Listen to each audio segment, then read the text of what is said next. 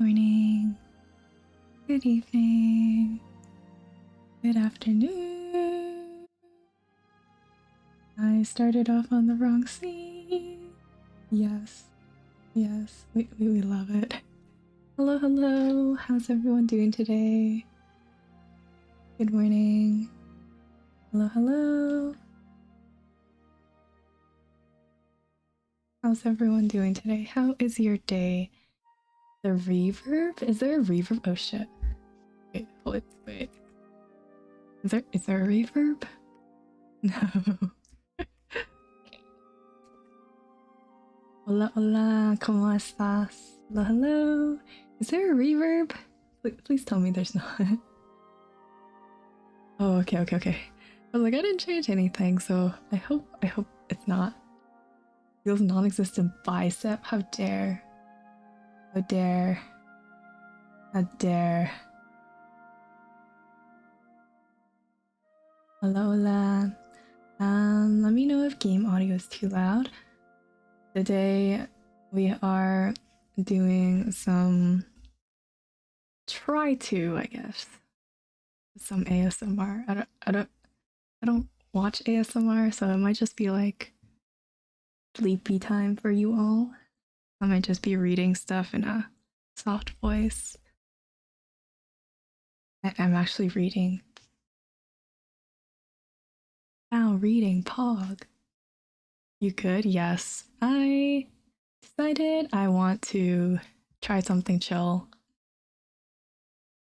and then scream my head off on Tuesday night. Not the unclaimed mail. It's just my daily login stuff. What's the content of it? We've only seen the cover, not the content. Care to tell us? Well, my book that I'm holding, the Book of Freedom, it holds everything. That's why it's called the Book of Freedom.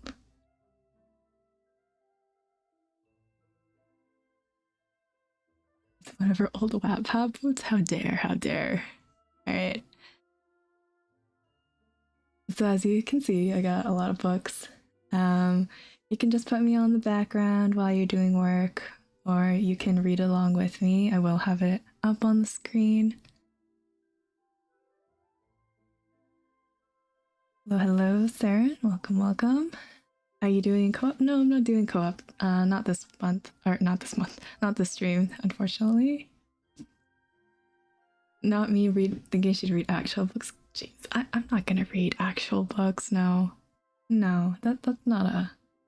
At least I'll be reading.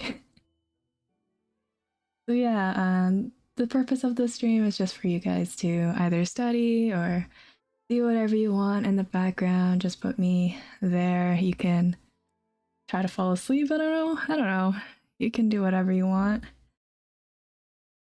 I'll just be reading some books. Maybe if there's voicing, I'll do some voicing.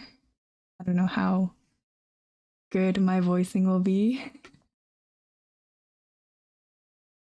Came to relax. Last thing I want to study. Yeah, if you want to relax too, you can relax as well. You can probably fall asleep to this, put it on stream in the background, fall asleep, wake up to your phone being like 0%. It's totally fine. It's fine.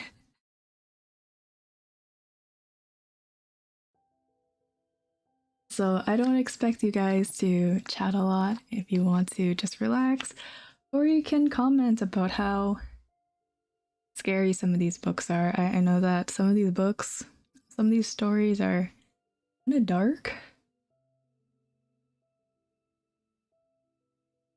but we can get onto it. I have a lot of books. Probably won't get through all of them.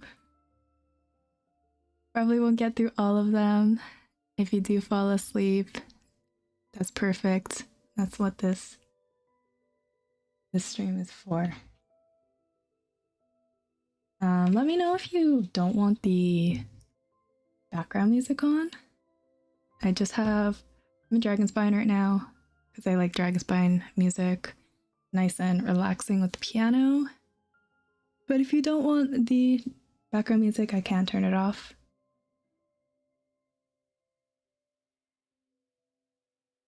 Don't worry, I sleep too, but I don't touch grass. That's good. If you fall asleep, perfect me. Please don't listen to this while you're driving. Or maybe you can just don't fall asleep behind the wheel. Don't fall asleep while you're walking. Maybe fall asleep while you're in a nice comfy spot. Have you explored the new SMR place? Yes. The one with the tree? Yes, it's so pretty. I love the oasis there. The oasis is just something we all needed in the desert. Alright, so, yeah. I'll just be reading. You can do whatever you want in the background. If there's voices and stuff, I will also try my best to voice it. And if we ever come across, I don't know, songs, maybe I'll sing it. I don't know how this stuff works. Maybe Genshin players don't shower, do they stink?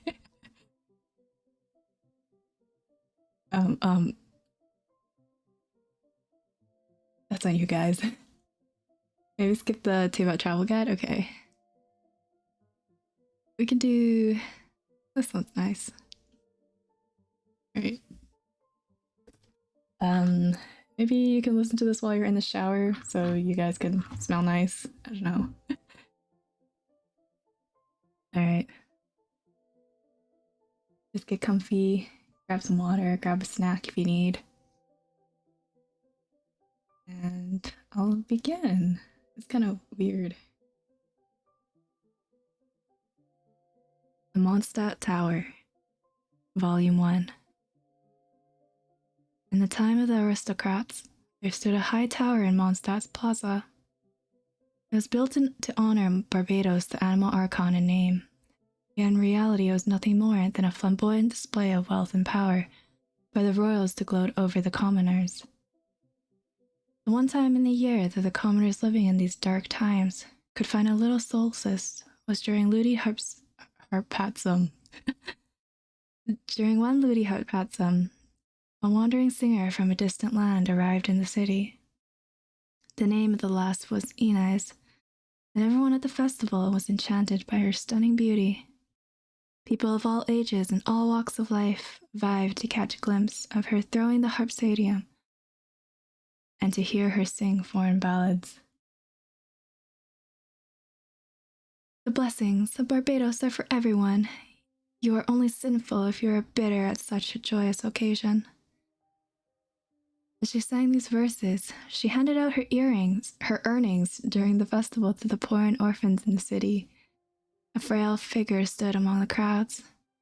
He was the seneschal, and he fell for her at first sight, but his religious piety filled him with frustration at his inability to suppress the emotions he was experiencing. Okay, I'm sorry if I pronounce things wrong. Mima can't read. Mima needs, better glasses. And her acts of charity, which violated the church's right to aid to the poor, irked him all the more. As it is known to all, the beliefs of contemporary Mondstadters hold that the animal archon Barbados encourages people to seek love and pursue freedom.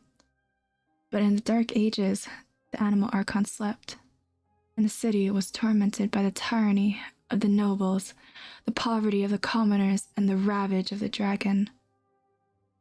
Meanwhile, the self-proclaimed Orthodox Church, a mere figurehead controlled by the ruling class, advocated abstinence from earthly pleasures to avert punishment. Under such circumstances, even the harp, which symbolized the wind, had been restricted to playing only those songs deemed holy. However, the notion of divine punishment was little more than an excuse fabricated by the nobles to conceal their avarice and restrict the commoners. To let her stay in the city is to bewitch all its inhabitants. That what wickedness will this witch bring? The sentinel pondered, and so the sentinel plotted to hunt down Inez and to confine her to the cathedral while awaiting further instructions. As per the traditions of time, the maiden chosen to throw the harpsadium would serve as a royal court for 3 days after the celebration, under the protection of the aristocrats. The sentinel decided to send his adopted son, Octave, to sneak into the royal court and abduct Inez. Octave was an unwelcome child, abandoned by his superstitious parents at birth, and later raised by the sentinel. As a child, he was persecuted and abused by the citizens, seen as a bad omen of draconic disasters. The only person who protected Octave was the sentinel, who treated him like his own son and thus won his utmost trust. Bring the maiden who threw the harpsadium yesterday to me. Disturb no one and do not mention my name. Under orders from the sentinel, Octave climbed into the balcony of the court chambers at nightfall. Upon seeing the girl weeping in the moonlight, his pure heart was stirred, for he had never seen such a wondrous sight. He gazed at the girl, leaving his task forgotten. But the silence of tranquil moment shared by Octave and the girl was interrupted by the servants. Boom, boom, boom. Hello, hello, welcome, welcome. I'm supposed to be doing my Chinese homework. Hello, hello. Hello, hello. She sounds British. Shh. Bottle of water. I am kind of nervous. I am kind of nervous, Nix. Let's try to read like longer ones.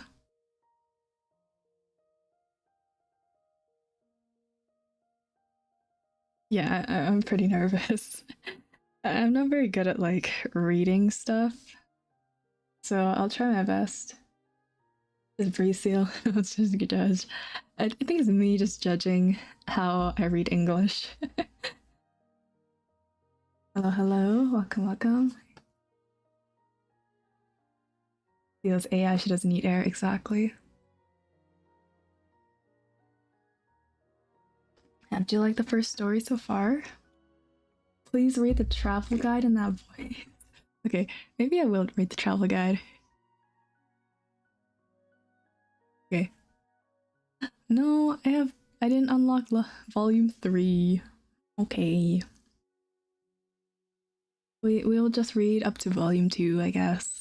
No volume 3. You can also read Roald's diary, whatever that guy's name is.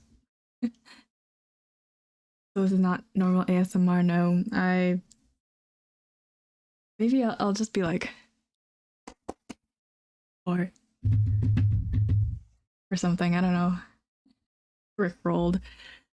I'll try my best to make it ASMR-y. Maybe if it's like the wind, you can be like, or something like that. I don't know.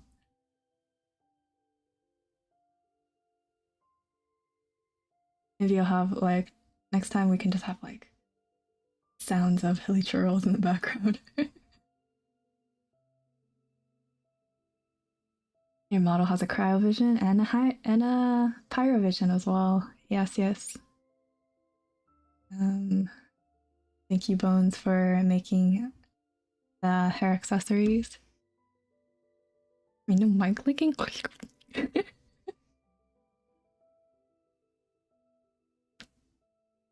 All right. Ateva Travel Guide. Written by Lady Alice. Mondstadt chapter. Teva Geographic Special Edition.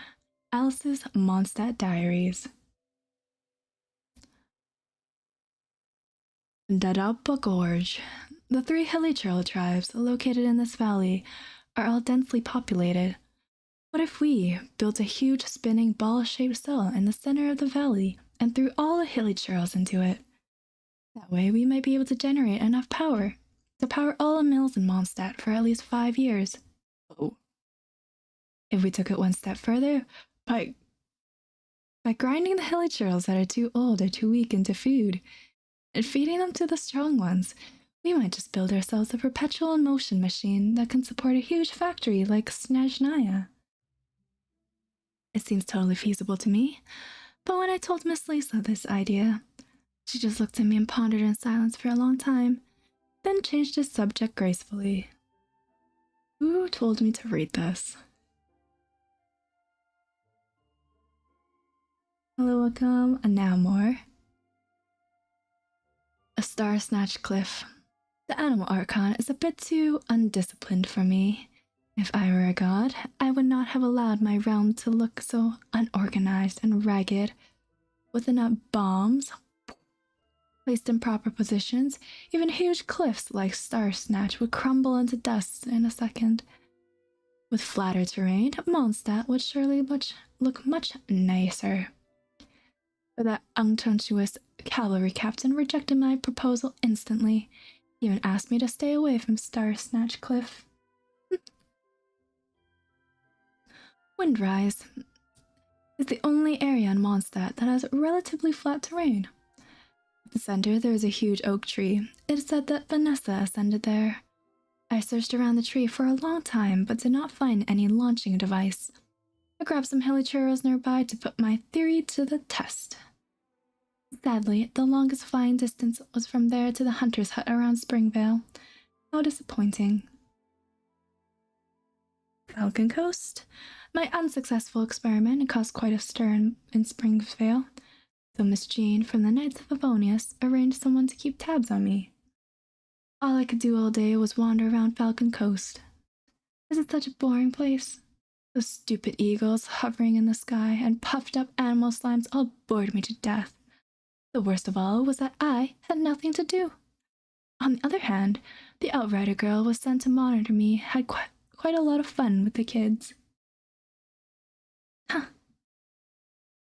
Whispering Woods, yet another forest in Mondstadt.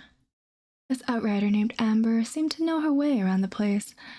The explosive toy she carried around caught my attention. With some tweaks, I could turn it into something that could blow this forest and even the nearby mountains into smithereens easily. My proposal seemed to scare her, but an explosive stuffed toy is indeed a brilliant idea. I must try it out next time. I finally got rid of that stalker from the Knights of Favonius. This valley I found at the northwest coast of Cider Lake is still guarded by ancient mechanisms, but the soldiers responsible for holding the pass for the King of Gales are nowhere to be found now. All the winds of time have left me behind were the unintelligent Hilly Charles, a silent mechanical guard. My attempt to control rune guards with Hilly Charles failed as well. The guard split into pieces, and as for the fate of Hilly Charles strapped into it, well, who knows? Don't care. I will spare you the gory details. Half of the runes were also destroyed into the process. Yikes. Stormterror's Lair. Bright Crown Canyon leads to the Bright Crown Canyon leads to this huge ruin of an ancient city which was built by the cruel King of Gales, the Cambrian. The city was built in a ring shape. Seems that every resident of the city has been arranged their own spot between the inner and outer rings. Right in the center of the city is a tall tower where the King of Gales resided. The ruins of the domain of this cruel king, who once tried to control his people's lives, are now utterly deserted. I blew up a few arcades so people can climb over the tower more easily. It looks quite good to me. The ruin feels more ancient now. Interesting. This is Alice's adventure. We'll skip volume 2. I think leeway was kind of leeway-y. Very interesting.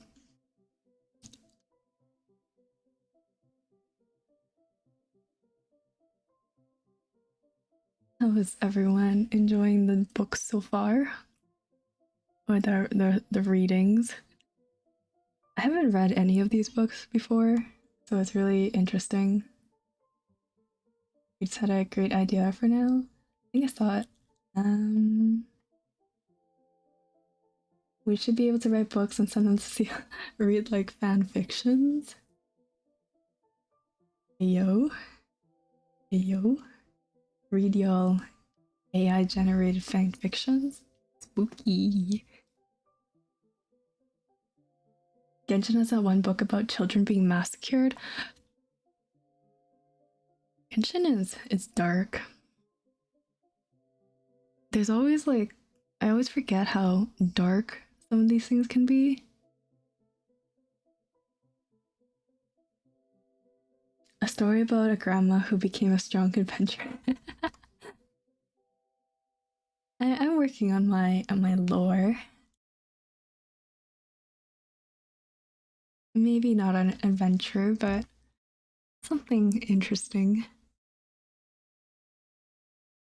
How dark can it be? Yes. As long as it has trigger warnings, I'm fine. It's fine.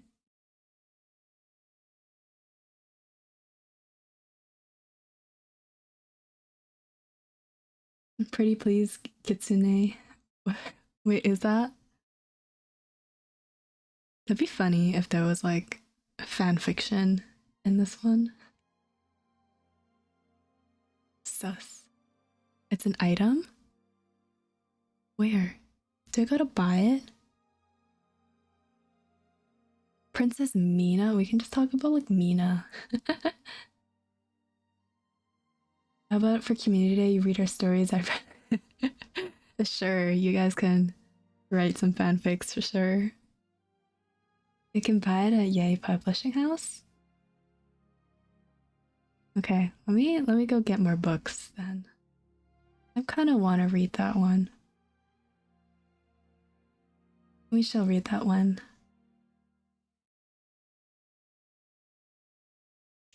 Let's go get that book. I think you all will enjoy fanfictions for you fanfiction lovers.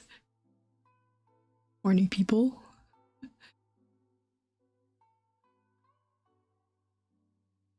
Alright, what's it called? Pretty Please Kitsune Gucci. Okay. We got, you know what, I'm gonna just buy all of these.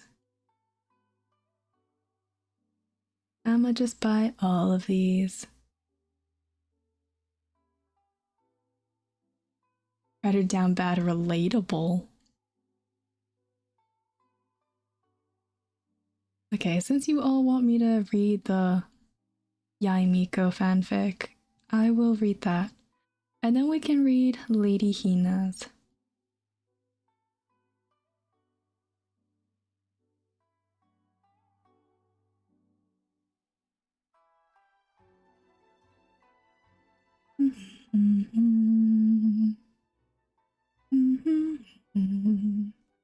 Alrighty. We did get part 3 of the travel guide. And now let's read your favorite fan fiction. If I can find it. Where is it?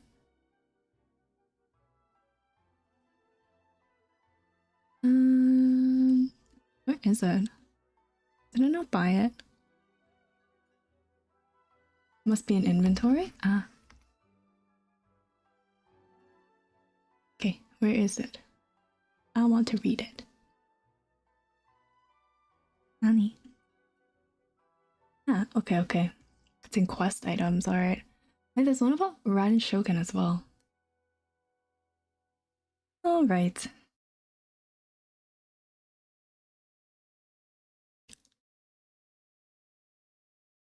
Pretty please, Kitsune Guji. Welcome back, Almighty Shogun, says Yae Masako, who is kneeling on the ground respectfully. She is dressed in a red-white shrine maiden outfit, her fluffy fox ears twitching slightly, and beneath them is a face that all looks up to.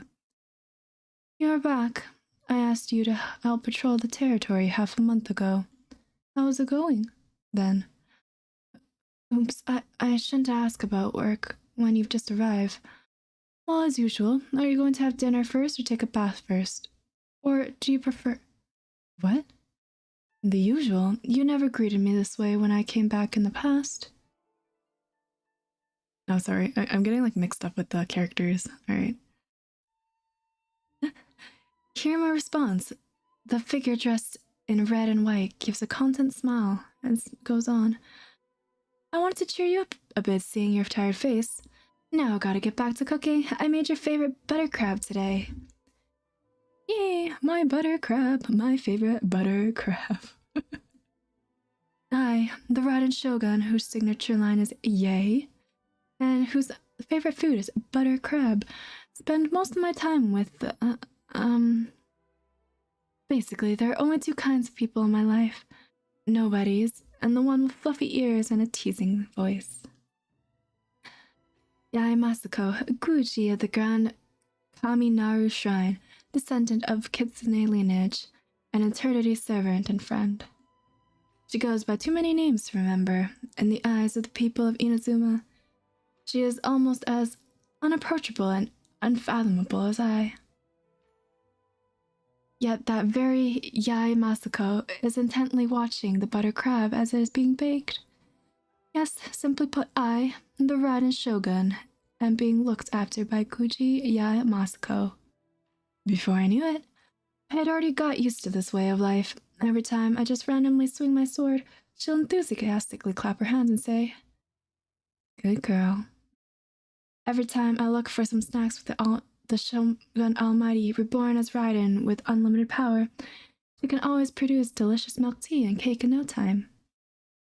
She carefully extinguishes every flicker of potential annoyance as if she is maintaining eternity for me. For me, she is like a kitsune from the legend who grants every wish of mine.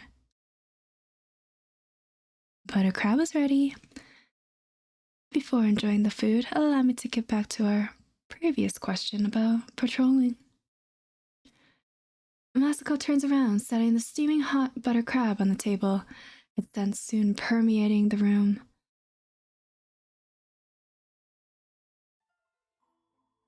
I can't bring myself to answer this question. To be honest, this is the reason why I'm so down today. Like I said, there are only Masako and other people in my world. All of them except Masako would do the same thing upon seeing me. They would bow to the ground in the most respectful manner and address me as Almighty Shogun. When I walk away, they will then straighten up with a sigh of relief. It doesn't matter if they are someone's wife, father, boyfriend, or girlfriend. It doesn't matter if they are someone's boss, servant, or hero. They always put on the same face in front of me. One that exhibits reverence and fear for the Almighty Shogun. Yet, no one knows how I equally fear the very face of theirs. Who wouldn't? Just think about it, thousands of people putting on the same face in your presence. Oh. That's why I rely so much on Masako. That is why I couldn't reject her request. Although I can't do it, I will always go out to work as long as she wants me to. To be honest, I don't know how to deal with those identical faces. Thousands of them. Introvertedness. Me. I don't want to and I can't. As long as I can get close, as long as I get to avoid making contact with them, I don't mind being called a loser shogun. But still, although I don't mind that, I can't face Masako's question. Why are you so quiet, Almighty Shogun? Is it because you did nothing after all that walking out of the Tenshukaku? And then came back in the evening? There's not a trace of reprimand to be heard in Masako's voice. But what made me even more ashamed when facing her questions. Alright then, her rest is also important. I have other matters to attend to, so I'll excuse myself. Enjoy your fill of crab. Masako turns around and leaves. Somehow the butter crab today tastes like nothing. Soon I'll know why. The Almighty Shogun is invincible, but the invincible Almighty Shogun could be defeated by a cold. Achoo! Not long after I ate the butter crab, I collapsed onto bed with a severe headache. The pain is nothing, but something more grievous has happened. On any other day, I would just rest my head on Masako's knees and fall asleep to her singing voice. But Masako isn't around today. My chamber feels icy cold. My forehead feels fiery hot. This time no one is sitting by my bedside. She has her own matters to attend to. She's not only my kitsune, but also the Guiji of the shrine. Maybe she is very mad now, or perhaps she is wondering if it is worthwhile to spend so much effort on the shogun, who always has the line, "Yay," upon her lips. With such a question in mind, I fall asleep. I have a dream, in which Masako is still wearing her signature smile, a tea bowl in hand. I brewed this drink called Rainbow Aster. I went to Rito and bought some Kala lilies from Mondstadt. Mix them with mint, and we have this drink that you can cure your cold. Now drink it. Perhaps because I'm dreaming, I don't have the strength to brace myself up. Looks like you can't support yourself. Allow me. She feeds me the rainbow aster in a way that I never dared to imagine. I wake with a start. My head is reeling from the sheer shock of the scene just now. Masako is probably still mad at me for slacking off. It's just... Why does it feel so sweet at the corner of my lips?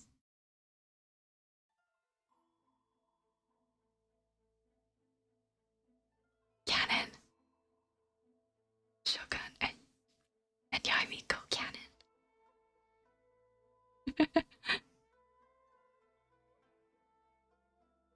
Canon, a very sus fanfic. You know, next time we can read like your fanfictions.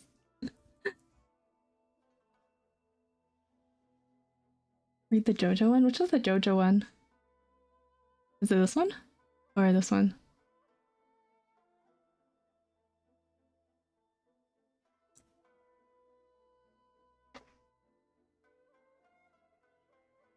The Traveler's Bizarre Adventure?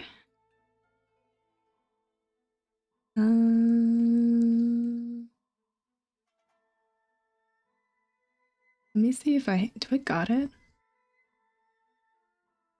Scroll down.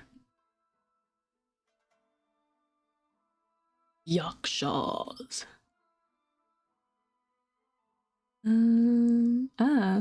This one?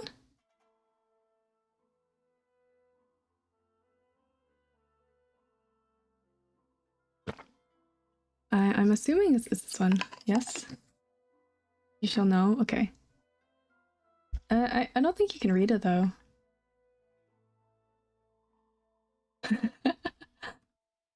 The pose. Paimon doing that pose.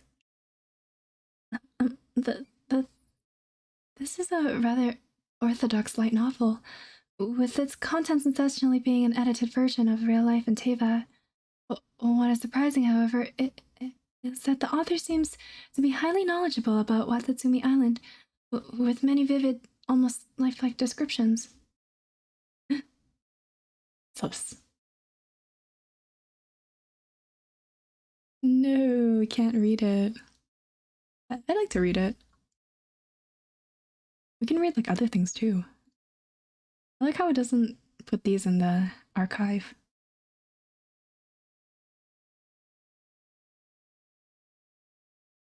Alright.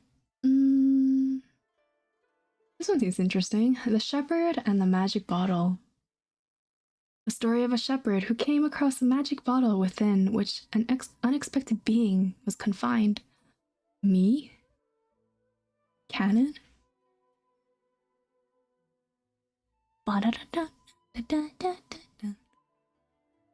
It's a Genshin version of whatchamacallit. A Genshin version of Aladdin? See when we use a Dio PNG? I will. It looks really good, the Dio PNG. Kono Dio da. Kono Dio da. Welcome, Kiyoshi. Welcome. Alright. This one's a pretty long one. I'll try to voice them better. Maybe I'll have like... Should I do I know it's supposed to be a relaxing ASMR stream, but should I do Aranara voice for some people? So it's a little more distinguishable? Maybe I'll do an R&R voice for some people. Quiet R&R voice if I can. We'll see. Alright. Totally? Okay. The Shepherd and the Magic Bottle. Legend has it that King Alamar, while still alive, has collected numerous jinn and demons from across the world, placing them within magic bottles. Legend has it that the world was once teeming with such jinn.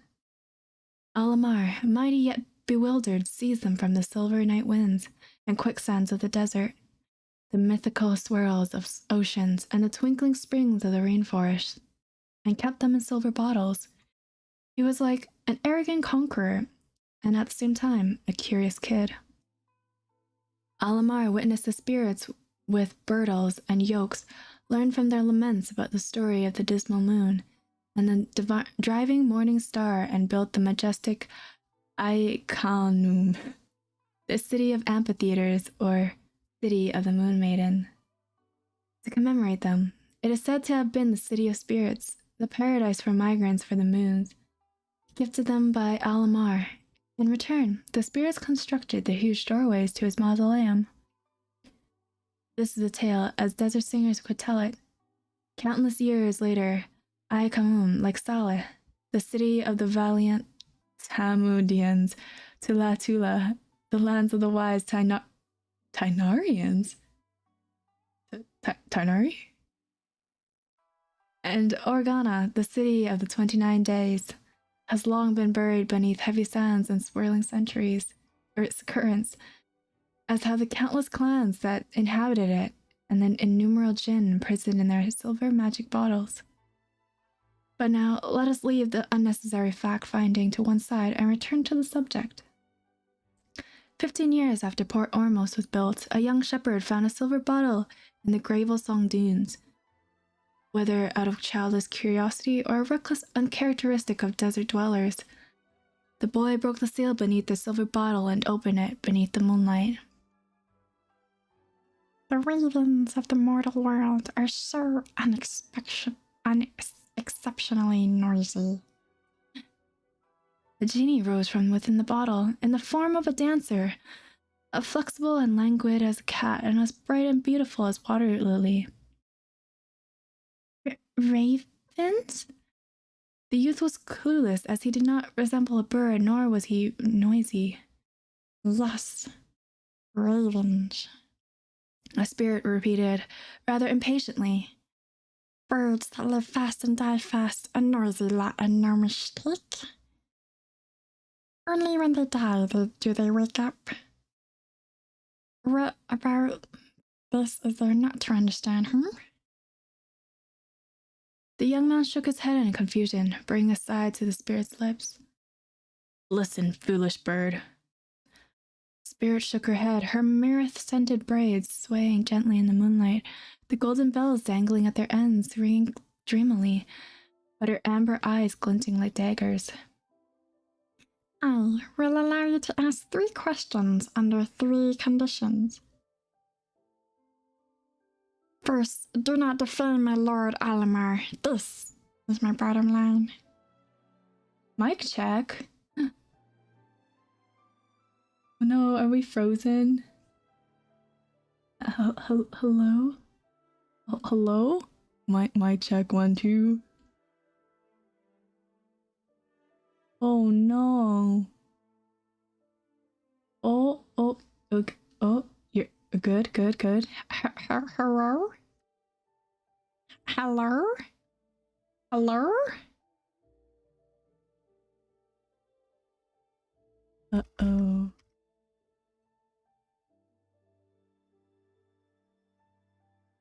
Mic is fine. Okay.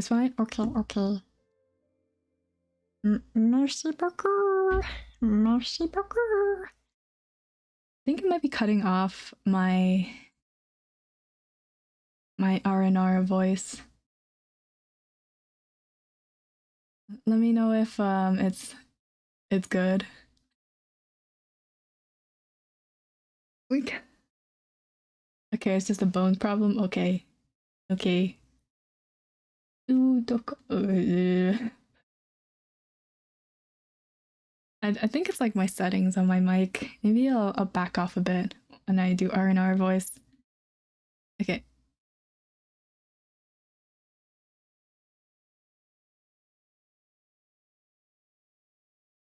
No for mic check. I will allow you to ask 3 questions under 3 conditions. First, do not defame my lord Alamar. This is my bottom line. Second, harbor you no arrogance. Short-lived mortals should know where they stand. Third, do not pry into the affairs of heaven and earth. Know this. There are indeed brave guardians and splendid stars in heaven. If you fail to comply, I will fly into your mouth and nose on the wind night, like the three moon goddess on their steeds. Draw out your guts and soul and make your lifeless flesh my home.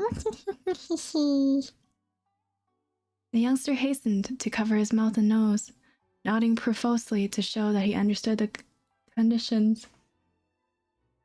Then ask, beloved child of my lord, slave of heaven, said the spirit, chuckling.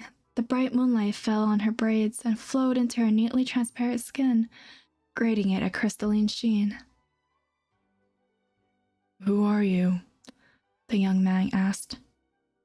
I am a creature of the sky, yet also a creature of this world. I am an exile of the ages, a faithful servant to my great lord.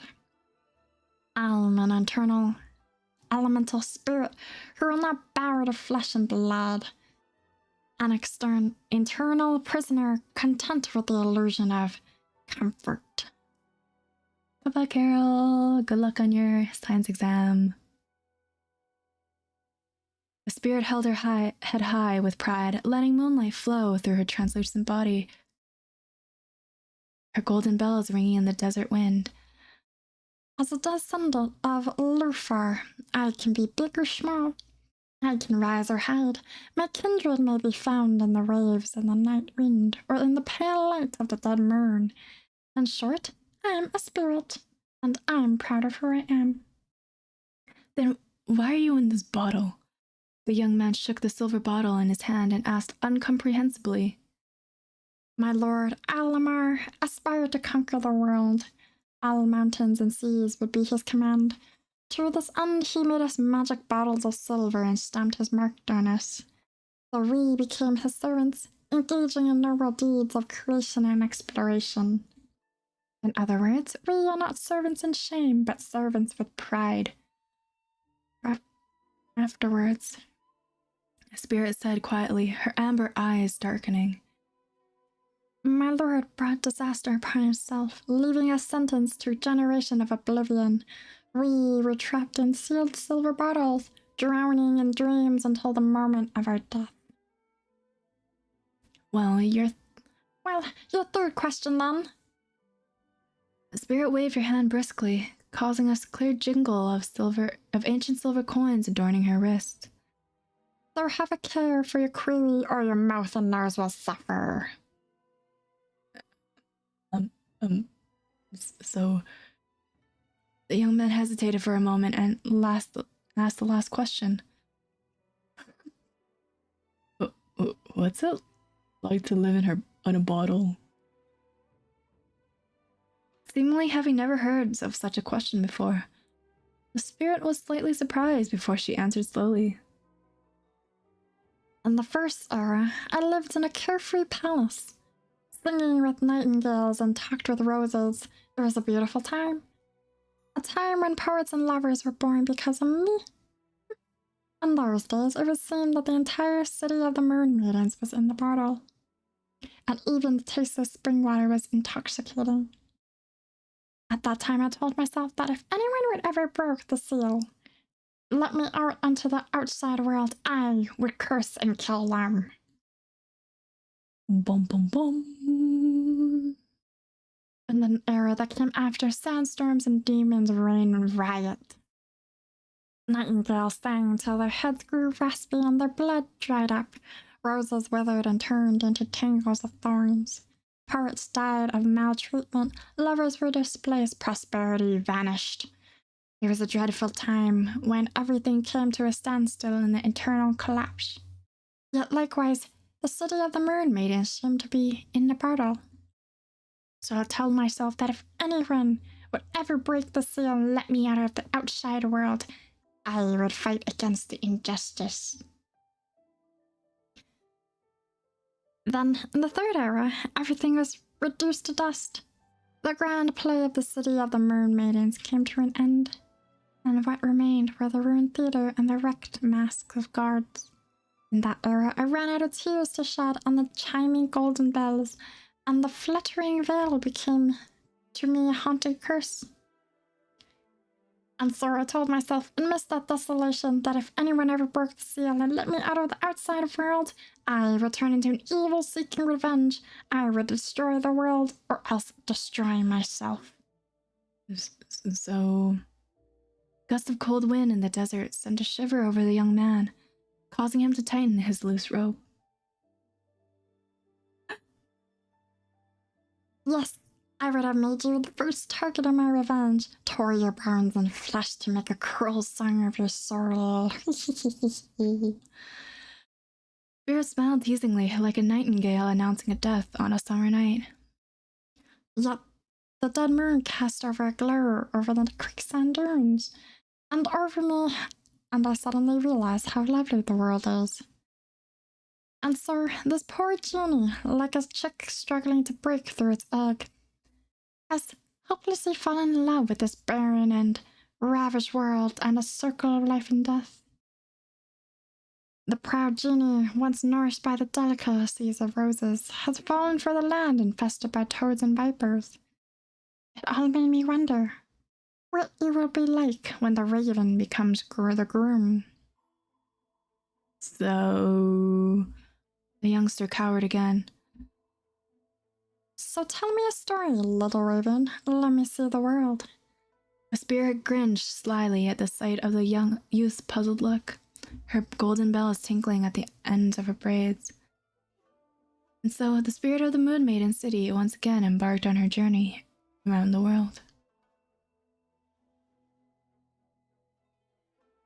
I think he died. I think he dead. He dead.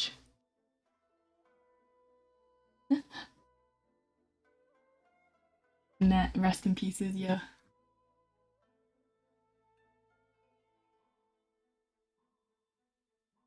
Voice of a gremlin, voice of a gremlin. You guys wanted the gremlin voice. Y'all wanted the gremlin voice.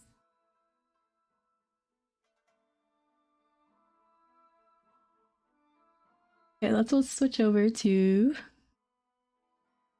I'll go like the RNR. Where's the RNRs? Dainsley voice when? I wonder if I can go that deep.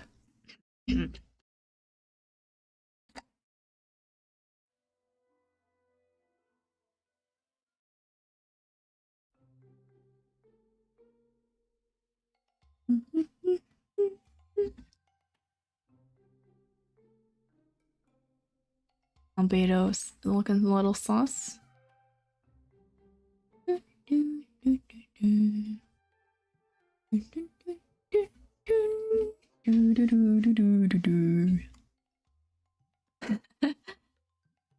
Alright.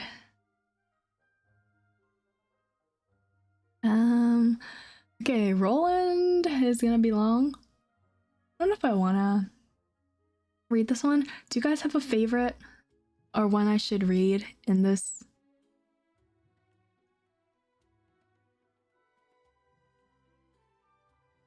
Where's that dark one that everyone was telling me to read?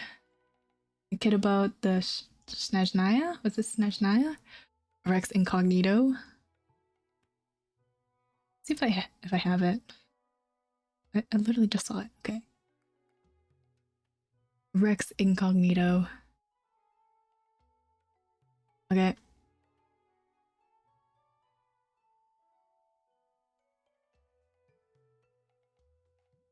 Let's see. This is Zhongli's read an ooh. What the heck is an ooh voice? You want the R&R voice? Reading old Grandpa Zhongli voice. Oh, wait, I actually have a voice changer. Hold up. Let me find my settings. This is gonna be my first time trying it. Maybe let's see. Let's see if I have a preset for it. Equalizer, maybe? Use voice changer, yes.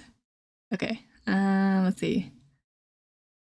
I don't know what it sounds like, so voice mod, it's just like my Blue Yeti stuff.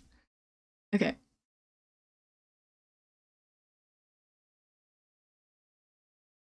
This is a low voice. Is it? I can't hear anything out of my end, so is it low pitched enough? Yeah. It's working. It's working, I think. I'm just saying Lamau. I don't know why. Walmart Zhongli. Okay, we'll go with Walmart Zhongli. It says low pitch, so I apologize to those who are trying to actually study. Lament. Lament. Show us all the effects. I'll do it when we're reading, as we read. This show voice mod, this is just like on my Blue Yeti settings. Alright, where we go.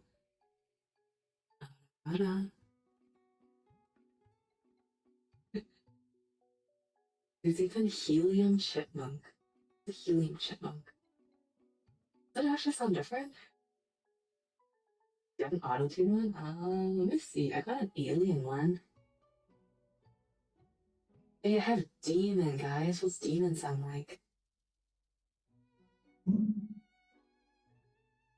Demon. The demon cock. Bootlicker.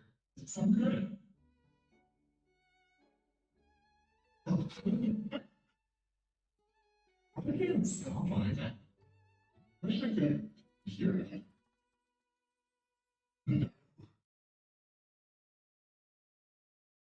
Okay, I'm sorry. Sorry. Possessed? Okay.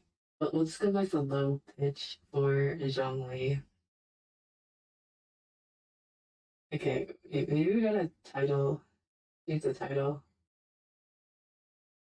Me read with funny voices. Let me try. There we go. There we go. Awesome. You should open a YouTube to hear yourself.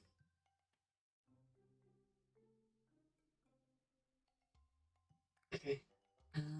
Maybe so you guys don't hear it. I wanna hear what it sounds like. It's not actually that low. Oh, it's not this one.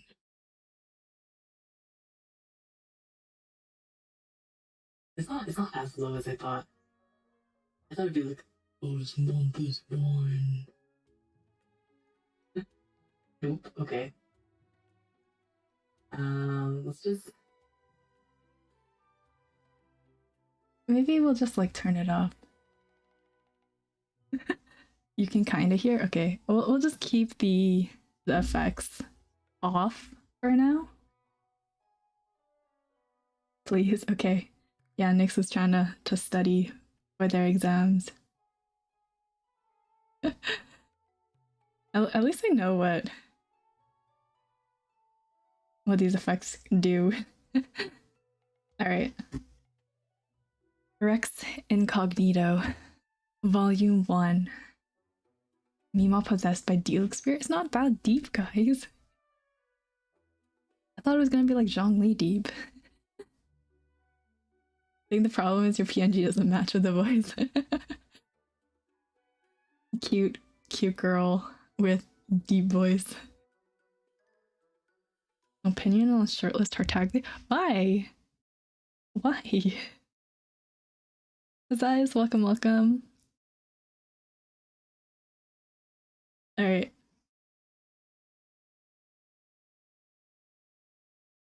Rex Incognito, Volume 1. Liyue is a land where all kinds of rare and exotic treasures congregate. And where there are precious treasures, one is sure to also find those with a discerning eye. The very first owner of Shingu Antiques, an unconventional collector in Mingui, was just such an individual. I'm sorry if I butcher these names. Shingu Antiques of Feiyun Slope was frequented by well-to-do customers. Closed during daylight hours, it was only open to customers once the moon began to rise in the night sky. The shop's customers were anything but ordinary. They were the wealthy and leisurely, people with outstanding taste. A meticulously crafted timepiece from Fontaine, incense from Sumeru, a wine goblet once owned by an aristocrat of Old Mondstadt, a wooden stool whose surface was once graced by the ass of the adeptus for all of 1 hour, a delicate jade teacup from which the Lord of Geo once sipped a tea, a priceless celadon vase that Liwei's neighbor deity, the animal archon, once accidentally knocked to the ground, shattering it to pieces. All these and more were laid out for the customers to peruse their leisure, each item just waiting for that one person with whom it shared a certain affinity. One night, a wealthy young man who was walking by happened to pause in front of the shop and began carefully examining the items on the shelves. The owner was struck by his long, black robes, dark and solemn as the looming mountain peaks, and by his eyes, which were the color of amber. This was no ordinary young man. This Mingwei could tell with one look. Welcome to Shiku Antiques. Please peruse at your leisure, and let me know if you find anything you like. A soft voice broke the dead of silence of the night. I'm sorry. The young man smirked and spoke in a subtly coy manner. I am rather taken with this exquisite counterfeit. Fake. The item that has caught his eye was a damaged jade plaque. The face exposed to the night sky was the one with the pattern was slightly more intact. And as the moonlight shone down, it seeped into the intricate blemishes in the jade, revealing them, and cascaded down into the ravines produced by the crisscrossing texture of the plaque's surface. The severe wear and tear on the front and the disintegration around the perimeter made it impossible to discern the words and images that had once been written on it. By all account, it seems to have lived a turbulent life. Counterfeit, you say? What makes you so sure? Mingwei was sure used to customers asking such provocative claims, but this young man spoke so bluntly and bitingly that she could not help but feel aggravated by his accusations. Added to this was the fact that this particular item had been snagged by an adventurer from an abandoned palace deep in the heart of the abyss, who had then barely made it back alive at that place. She recalled how she had haggled relentlessly with the adventurer to acquire the piece, and how in the end it had still cost her for the better part of her fortune. If this truly was nothing more than a counterfeit, not only would it imply that she had lost an immense portion of her wealth, but it would also mean irrevocable damage and the reputation of Xingui Antiques as connoisseurs of quality. Mingwei knew what she had to do. Not only must she somehow get rid of this calamitous customer who threatened to ruin her entire business, she must also find a way to sell this jade plaque, oh my gosh, to him in the process. Please continue. I would hope that you can give a detailed appraisal. As we all know, Teyvat was plunged into chaos 2.5 millennia ago, when the gods declared war on each other, the ensuing conflict spreading to all people in all corners of the land. Teyvat may have not been divided in the same 7 nations we know today back in the age, but then just as now, the people had their own settlements, cities, and civilizations. Gods whose names now have long since forgotten were once venerated, worshipped, and even adored by their people. Our forebears took pearls and shells from the sea, jade from the mountains, rocks from the plains, and salt crystals from the earth, each to build idols in the form of their gods. Jade plaques of this kind are relics of that era. They belong to an ancient tribe who worshipped Rex Lapis, though, of course, the Geolord probably did not yet go by the name Rex Lapis at the time. This was an age when the people watched their gods clash in bitter battles before their very eyes. Rex Lapis would not establish the currency of the 7 nations and cast the first Mora coins for quite some time. For the tribes traded using pieces of ore they would chance across from time to time, with idols made in the likeliness of the Geolord to ensure price stability. This is how they pay rent, chat. As you can see, mortal wisdom is quite a fascinating thing. They were making their own way in the world even before Rex Lapis had made provisions for them to do so. The young man paused as if to further contemplate the observation he had just made. He stood there, cloaked in a veil of silver-light moonlight, which somehow served to make him ever so slightly more diminutive in stature. This type of jade plaque is a rare find in this day and age. Most of them are buried in riverbeds up in the mountains, and since each is hand-carved, they are all unique. That is why they typically sell for astronomical prices. To claim that they are priceless would not be such an exaggeration. So it's quite a shame indeed that the one you display on your shelf is a recent counterfeit. By recent, I mean that it's probably made in your father's generation at the earliest. There is an industry saying, the jade without blemish is no jade at all. This jade, for instance, has remarkably few imperfections, and the translucency is too good to be true. All which points to the fact that it is unlikely to be a product of a fair forebear's making. At a side point, I would also add that the images carved onto this jade is that of a woman. It is highly unusual to see among familiar relics of the era in question. 1 second. Let me just grab some water. What about the food? I want cake. What flavor of cake? The young man held the plaque up in the moonlight to inspect it in more detail. Although there are plenty of rumors to this effect, the claim that Rex Lapis once took the form of a woman is not attested by any of the historical records, and there is no physical evidence of it ever occurring. Though the young man had an air of an old and infuriating pendant about him. Oh, well, this is where you're wrong. Mingwei smiled faintly, much as the fox does when toying with an inexperienced hunter. Perhaps you'll be listening to my story before making your final verdict? The shop owner narrowed her eyes and began the process of reeling out her story. Bum bum bum. What would you guys do in this situation? If you were walk into a shop and tell the person like, hey, this is fake. Why are you selling fake shit? And the shop owner's gonna be like, nah, this is real. 100% real. Oh, what would you say? What would you tell them? Would you report them to the police? Would you leave? Would you argue with them? Would just get out of the store?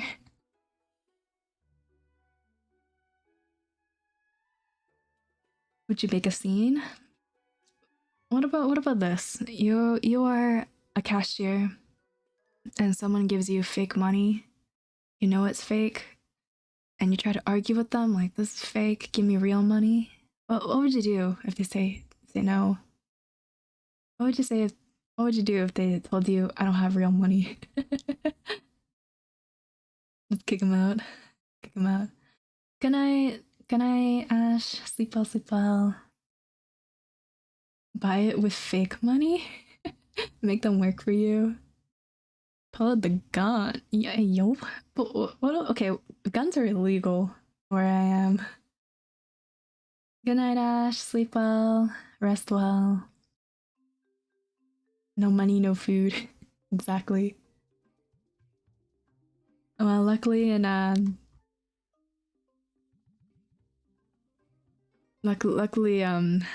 this person there's no actual things. There's no like violence so far.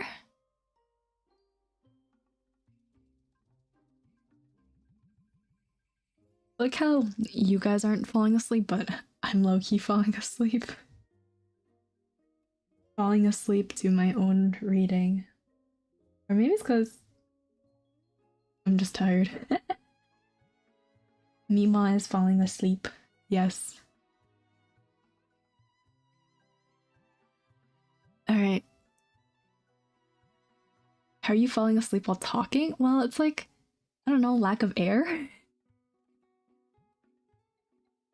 Mima needs her naps. Mima does.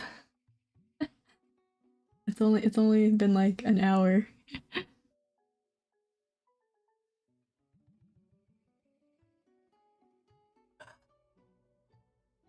If you don't want to watch your own videos, no.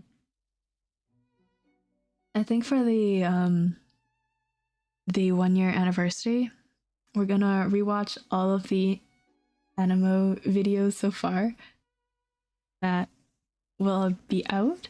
I'm hoping to try to get all of them out, but I highly doubt it with all the projects that I want to do. But we'll rewatch all the episodes as a community. And I'll talk about like the thought process and everything behind it.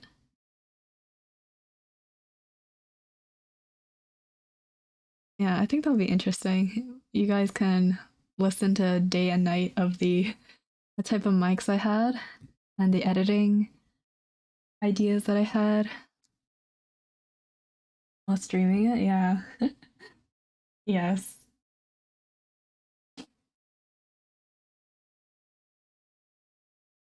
I was studying for my physics exam productive, but I feel like that the stream would be like 6 hours.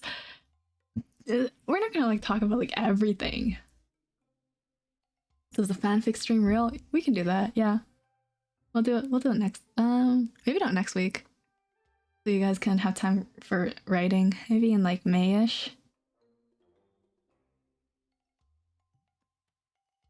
Make a Google form? Ooh, okay. Yeah, I'll make a Google form. Hello Darker, welcome. I'll make a Google form for that. And also, I think I wanted to do Pyro only tournament sometime. But that's yeah, I wonder if Sino the bot will be done in time. We'll see. Alright. How long is this? Will Mima fall asleep?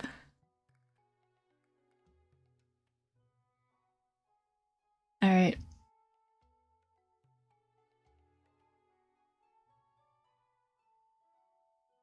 Rex Incognito, Volume 2.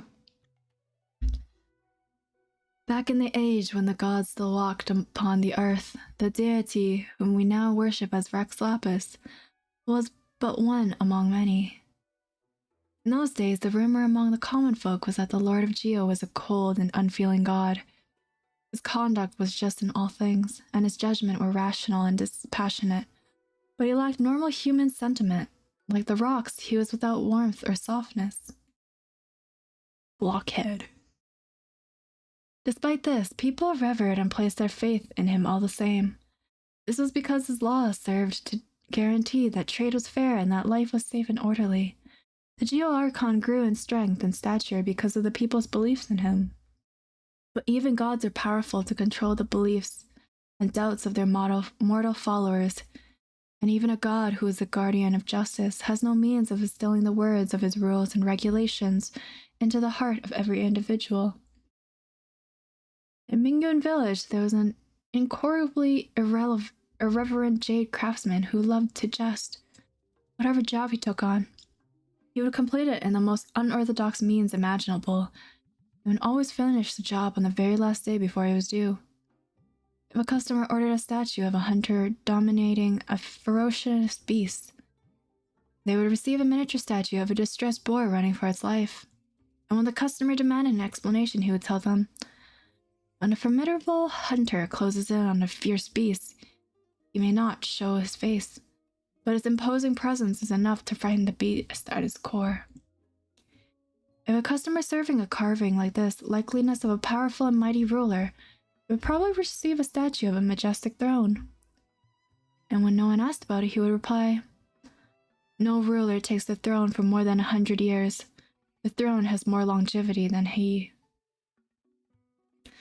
Craftsmen quickly developed a reputation as eccentric in Mingyun village, but the wealthy merchants in the prosperous commercial port of Liyue Arbor were most amused and were only too willing to place orders with him, if only to experience for themselves what it was like to be on the receiving end of this mischievous man's antics. Imagine if Seal had a Zhongli voice. "Osmanthus wine tastes the same as I remember." Only had a voice like Zhongli.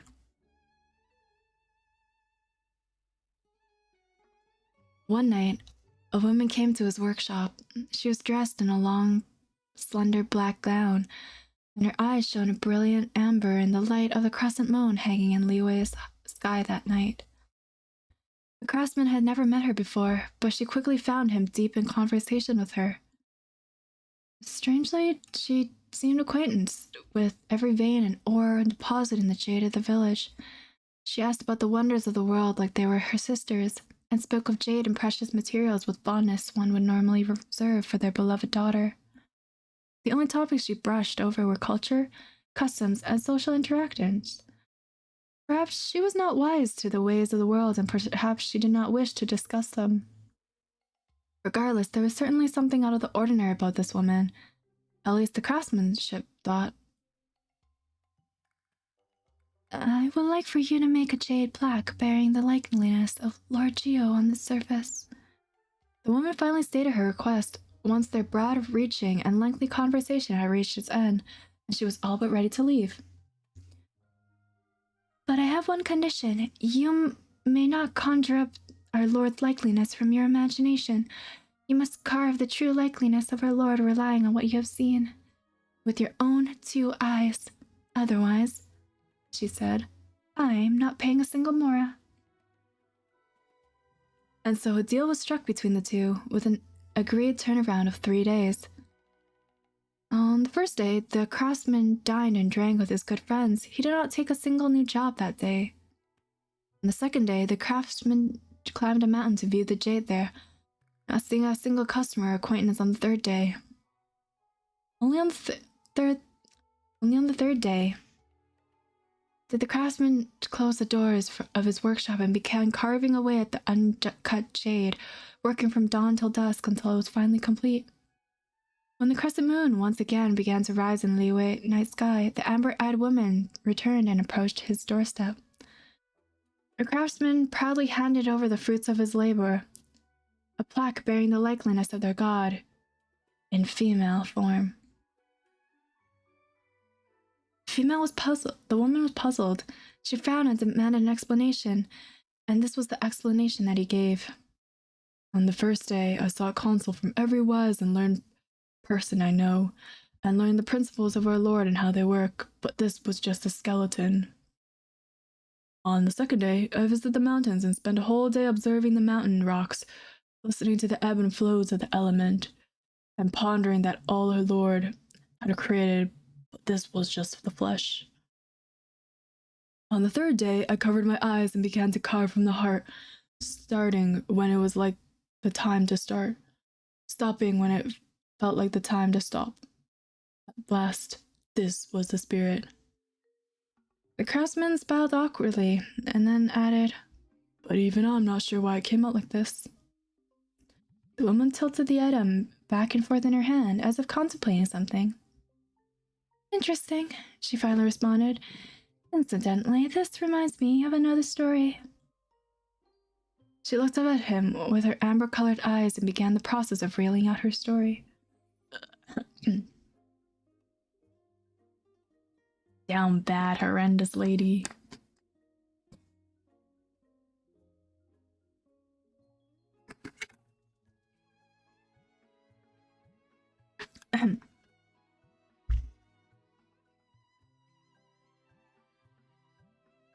All right, 1 second.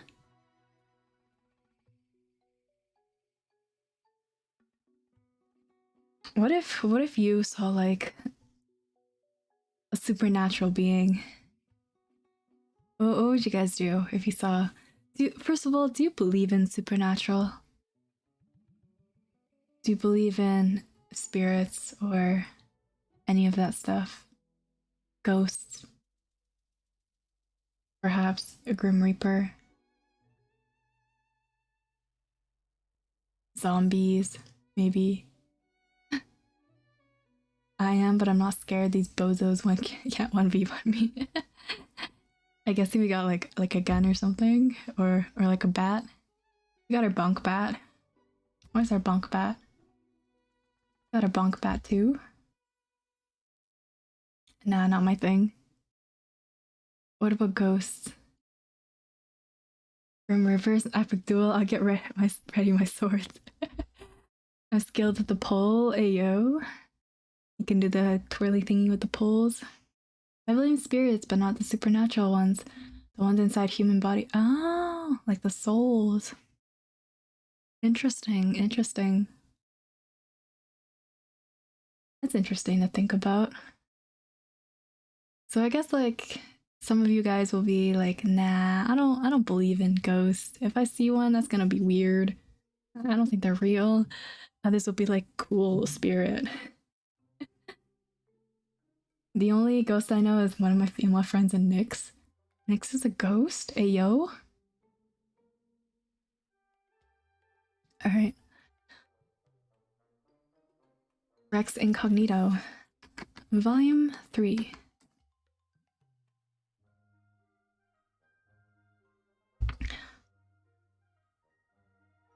Volume 3. Liyue is a land where all kinds of rare and exotic creatures congregate, and where there are precious treasures one is to also find with a discerning eye. At the height of Liyue Arbor's prosperity, a myriad of goods and treasures flowed endlessly in and out of the land like the rising and falling tides. The age belonged, and as does the current one, to the wealthy merchants and ship owners. It was at an age which the ones who reigned supreme were the ones who dared wrestle with the tumultuous tides of the market and the wrathful beasts of the oceans. Likewise, then as now, the port was constantly abuzz with sailors and laborers. Legend has it that Rex Lapis, when appearing in mortal form, does not always take the form of a distinguished gentleman, fraternizing with the well-to-do Eugene Terrace.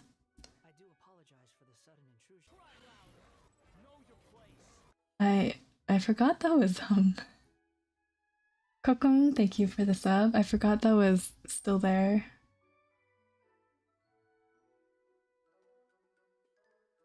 Thank you for dropping by, Zaius. I hate to burst your bubble though, buddy, but it's not out yet. Cyrell is out on Tuesday or Wednesday for some people. But have a nice day. Thank you so much for dropping by. Back in the day, there was a certain fishing vessel owner who was notoriously harsh and critical in his temperament. He was always rude towards people who worked for him, and whenever something wasn't to his satisfaction, he would jump to conclusions and start scolding them, and docking their wages without giving them the opportunity to explain their side of the story. Kyun! Yeah, hello, Kyun. Thank you so much for dropping by. Hello. Hello. Everyone say hi to Kyun.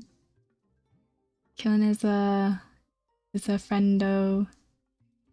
Hello. Welcome. It must be really late for you. Thank you for staying up. Hello. Yeah, I got friends, everybody. I got like the one friend. The one friend. How long did it take for you to pre-install Star Rail? I think like not too long actually. No, Mimon. No. Kyun is another VTuber friend. Yeah, me happy. Hello. I hope you can kind of fall asleep. I'm new at this like ASMR stuff. I hope you enjoy your time here, Kyun. Alright, where was I? Did she pay you? Stop. Stop. Alright, where do we stop at? Okay. One day, the fishing vessel owner met a young man. He had just been hired by the fishing vessel owner, and his attire was indistinguishable from that of any other seafarer of the day. A loose-fitting brown shirt and trousers, and a bandana around his forehead, from his tan skin and the rugged, karst-like contours of facial features. It's clear that he was a commoner from Kinshe village who had come down from the mountains into the city in an attempt to reverse his fortunes. Like most mountain dwellers of his day, he was a simple-minded and unsophisticated fellow. But what dismayed his new boss more than this was his reluctance to go anywhere near the catches of the slimy and tentacled variety. You don't make money by doing chosy. Who do you think you are, lord of the manor? This was the only justification the ship owner gave for docking the newly hired mountain band's pay. The youngster simply smiled bashfully and continued with his work. This set the tone for many of the interactions between the two. But one day, the youngster responded instead with a question. Everyone has likes and dislikes, so why should we do the things we hate the most? Based. The fishing vessel owner was taken completely by surprise by this random question. Incensed, he slapped his simpleton apprentice on the head and barked back at him. Them's the rules of the world, you moron. Listen good. You'll get yourself nowhere in this world if you don't do a job like this. But maybe that wasn't what Rex Lapis meant when he made the rules. Shut up, you fool. Maybe you'll understand better if I tell you a story. The young man's eyes shone like amber from the mountains, mines in the light of the setting sun. Oh? So you're a storyteller, are you?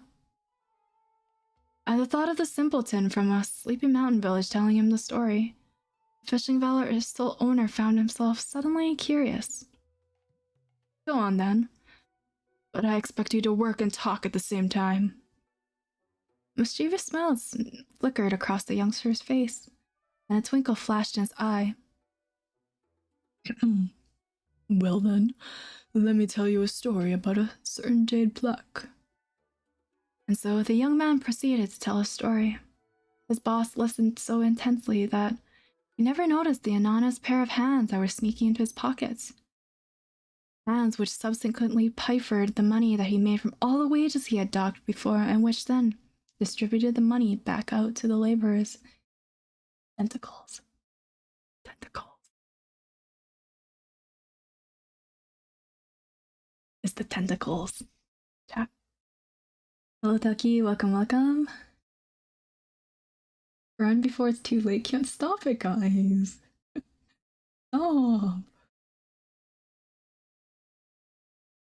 Volume 4. It's a time when countless exotic curios and items would flow into Liyue Arbor. This night, Mingwei, mistress of Xingu Antiques, was researching relics and narrating ancient stories with an unnamed son of nobility. The focal point of their debate was a jade plaque.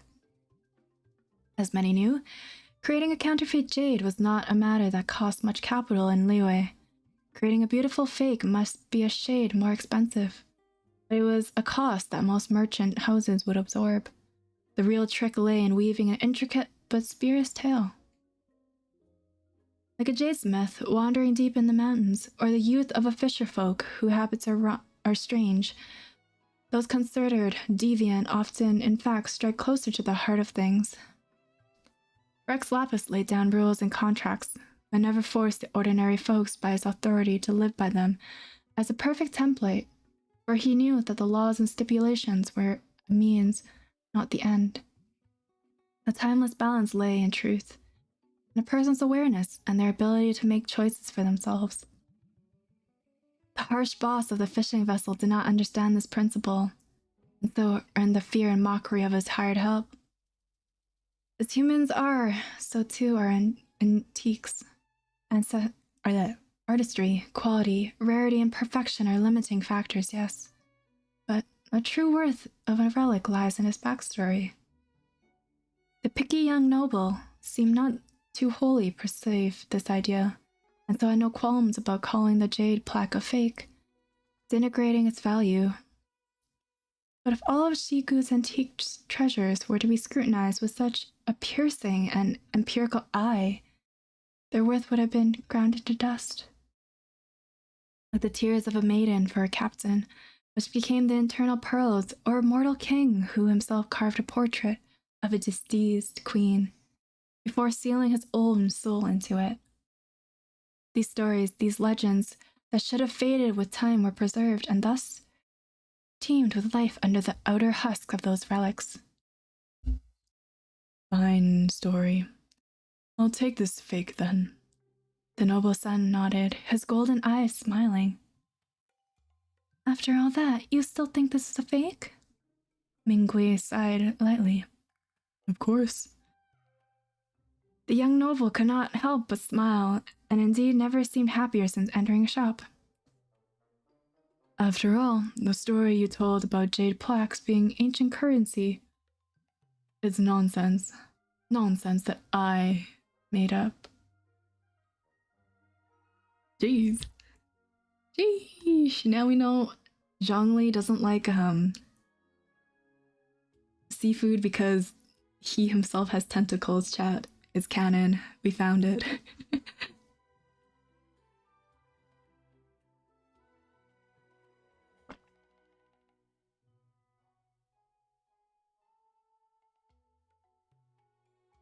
He's a tentacle man for sure, I guess.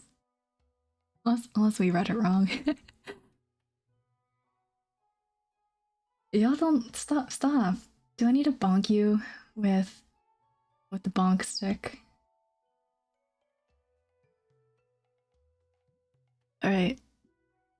And this seems interesting. Also really long. I don't know if I... Perhaps. I want to know which one's the one in Dragonspine. That you're all telling me the really dark one.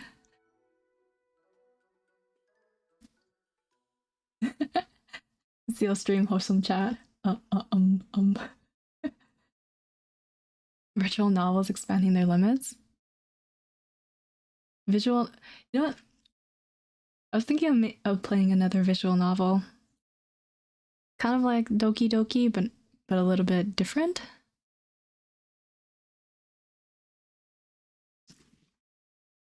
Don't mind us.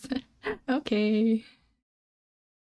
Let me Google which that Dragonspine one. Dragonspine story Genshin. Look. All right.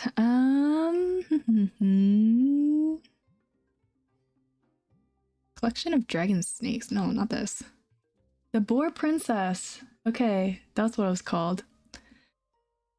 I know this stream is supposed to make you sleep, but it's always nice to switch it up a little bit and have funny, scary, a little bit sad books. Let's go to Dragonspine. We need some Dragonspine music.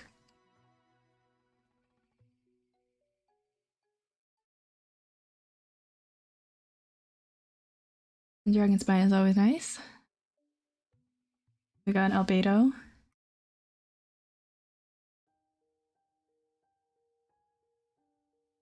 All right.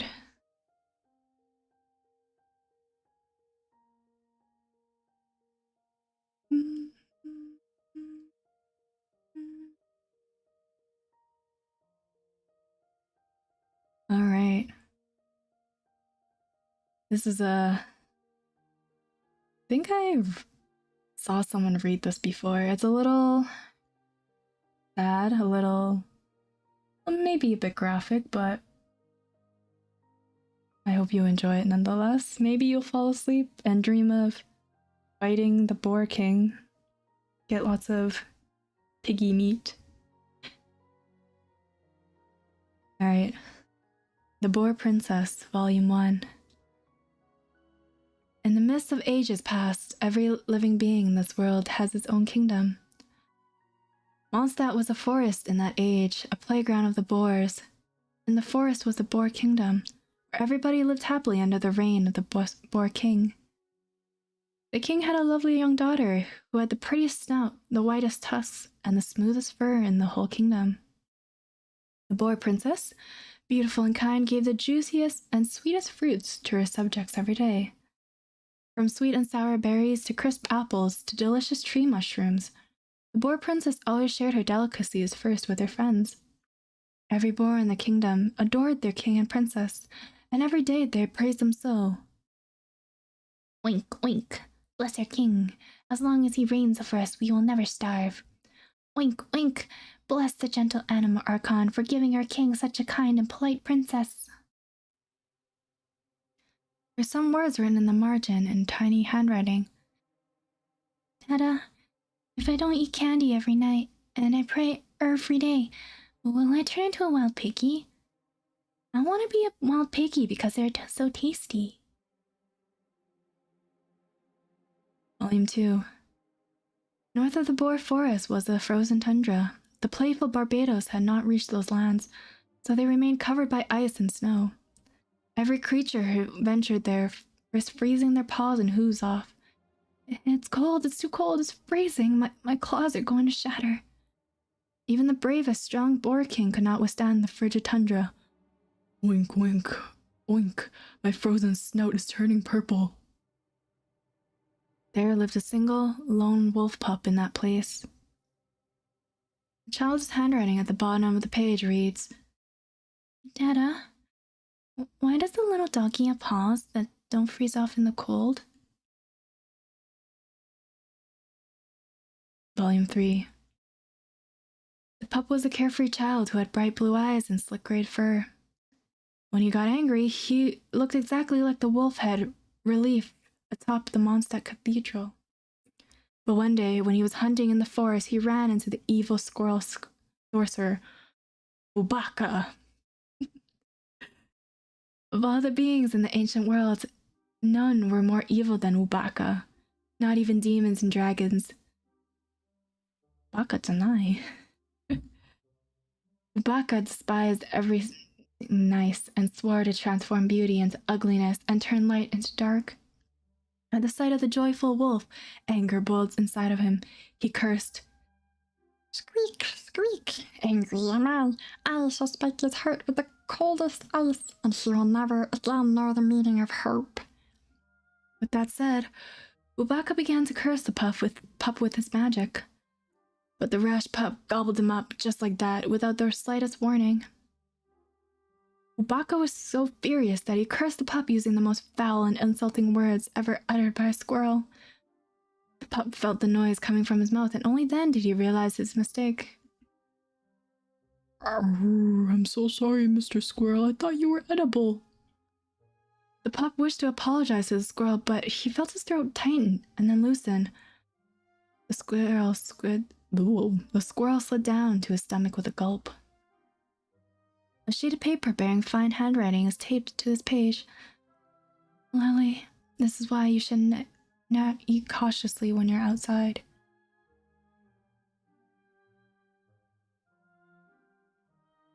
Volume 4. No one knew just what chemical reaction occurred in this pup's stomach, but Ubaka's curse magically came into effect. Because of the curse, the pup's heart was pierced and frozen by an icicle. The pup became cold and mean forever after. And whenever other animals showed kindness to him, he would repay them with the harshest of words or the most woeful of deeds. In the end, every animal loathed him. From then on, every wolf in the forest spoke of such the pup in an obnoxious way. Woof, what a selfish wolf he is. Such an obnoxious kid. Woof, woof, what a heartless wolf he is. Let us stay away from him. One by one, the pup lost all of his friends. The forest welcomed the lonely pup no more, so he had no choice but to head north. The blizzards that blew in the north southern tundra kept most creatures away, but with his heart already half frozen solid, Pup was no longer afraid of the cold. He decided to settle down there and became the lone wolf that roamed the tundra. A young girl had written in the corner of the page, "Dada, but where did Wubaka go?" Volume 5. One day, the poor princess heard about the pup and was deeply saddened by his story. So he asked her people for advice on how to defrost his heart and turn him back into his former sweet self. She asked and asked, but only the wise fox and the elderly turtle knew the answer. Only sincerity and fire could melt such an evil ice. Friendship demands sacrifice. No friendships come without sacrifice. I apologize for not knowing how to make funny sounds. The trustworthy Grandpa Turtle said. The clever boar princess knew right away what she had to do. She dried her tears and curtsied to the two wise animals. Wink, wink. Thank you. I would like for you to come and see the pup with me, so that you can be the first to witness our friendship. When the fox and turtle heard the boar princess was willing to invite them on a royal trip, their hearts were filled with joy. They set out with the princess and headed north. A note, seemingly from the young girl's father, is taped to the page. Turtles can't make noises, no matter how hard they try. The reason Grandpa Turtle apologizes for this is because he's very polite. You all know how the story will end. Volume 6. And so, the princess and her two wise companions arrived in the snow-swept hinterland of the far north. Ice and snow covered the land as far as the eye could see. Neither the biggest, bravest animals, nor even the weasel, who was the most skilled digger of them all, could find so much as a single blade of soft grass, or a single piece of juicy fruit. The princess was shivering from head to tail in the freezing cold, yet she was undaunted. Without even looking back, she pressed deeper into the frozen wasteland. The wise fox and the trustworthy turtle could not bear the piercing wind and the freezing snow. They begged for the princess. If the majesty and king knew that you were adventuring to such cold and dangerous place as this, he would be very worried. Let's go back home. Exclaimed the fox. Yes, I agree. I fear the mountain will get stronger and colder with each passing second. Let us at least rest a while and continue our journey once the wind has stopped and the sun is out. Once again, I apologize for not knowing how to make funny sounds, responded the turtle. It was to no avail. The preserving princess did not heed to the advice of her wise companions, but insisted that they continue to press on into the bitter cold of the far north. They're going into Canada. For what nobler cause could one pursue in this world than rescuing lost kin and rekindling lost friendship? Onwards, they continued through the ice and snow until their paws and hooves were purple from the cold, until each breath they exhaled turned into ice, which became one with the swirling blizzard around them. Then, at the icy peak of the tall mountain, next to a frozen river which, in spite of everything, still flowed, albeit with icy icicles rather than water, the princess met a spirit swaying to and from in the freezing wind. Ancient race of wide spirits lived atop the ice-capped mountain. They had no physical form, but possessed great magical power. Wink, wink. Are you the master of this place? But please, old spirit, could you guide us through the snowstorm? The princess politely posed her questions as her hooves, now numb from the cold, trembled in the snow. The wise fox and the trusty Grandpa Turtle also looked expectantly at the spirit of the snowstorm. As they gazed, their paws and flippers, respectively numb from the cold, trembled in the snow.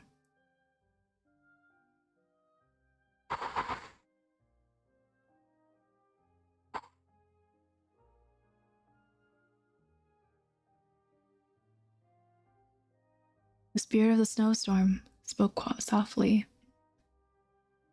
Of course, but...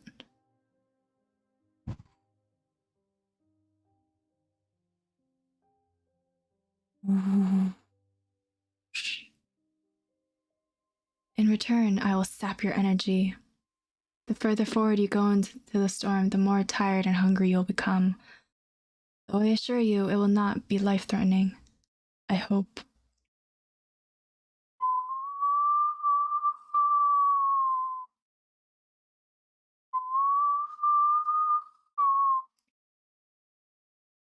Okay, this is, after all, the spirit of the snowstorm, pondered the princess. And I'm also in the company of the two wisest, most caring members of my family. Whatever may happen, they will always be able to find a way. Without a moment's hesitation, Princess granted the spirit of the snowstorm her request. Wise Fox and the trusty Grandpa Turtle, no time at all to formulate, let alone articulate any remonstration. Oink oink, I do declare this deal a fair one. Now lead us to the wolf pup. Goodbye. And so the spirit turned into an ice stream and carried the preserving princess over the tall mountain. She dead, chat, she dead. After venturing through the bitter cold and the swirling storms, the boar princess finally saw the pup. Covered in ice, the poor pup's once bright blue eyes now had grown dim, and he all but forgotten how to bark. You have come at the right time, for I haven't had lunch yet. Hearing his words, the kind Princess Boar could not help but shed tears. Her warm tears seemed to melt a little at the ice at the tip of the pup's heart. Why are you crying? Oink oink. You are going to starve out here. I have never seen such misery in my kingdom. I will sacrifice everything to feed your hungry belly. The pup was stupefied by her words. Oh, miss, you must be mad. No one has ever dared such a thing to me. But when the pup saw the determination in her eyes, his frozen heart melted the more. No, but that's why. I will sacrifice 2 of the wisest and most caring members of my family just to feed you, for the sake of our friendship. The fox knew what horror she meant and attempted to run, but he was pinned to the ground by the pup and the boar princess. Grandpa Turtle was so frightened by the sight that he retreated into his shell. The pup and the boar princess enjoyed a delicious appetizer out of the fox in the snow. Next they found a cave, picked a few mushrooms, built a fire with some moss, and treated themselves to a tasty turtle soup. The pup felt the delight of sharing and making friends for the first time he could remember. His frozen heart melted completely and shed tears of joy. The princess took the pup by his paw, and the two merrily returned to their home. Wedged between the last 2 pages is bearing elegant handwriting. Honey, I think it would be best if we donate this one to the library. Piggy soup is next. Bye-bye, Techie. Thank you so much for dropping by. Sleep well. Have a good night.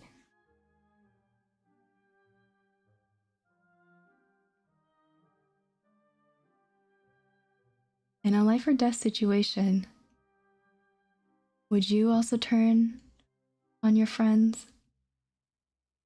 If you were hungry and you wanted something to eat, but all you had left was companions. That is what the poor princess did. Skull face. Yeah, bye.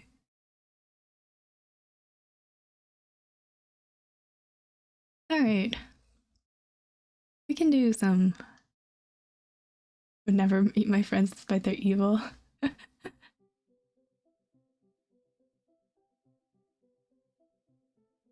Alright. Zero all for you lonely people out there. Legend of the Lone Sword. Let's survive without eating. Just give me coffee? RIP your souls. Alright.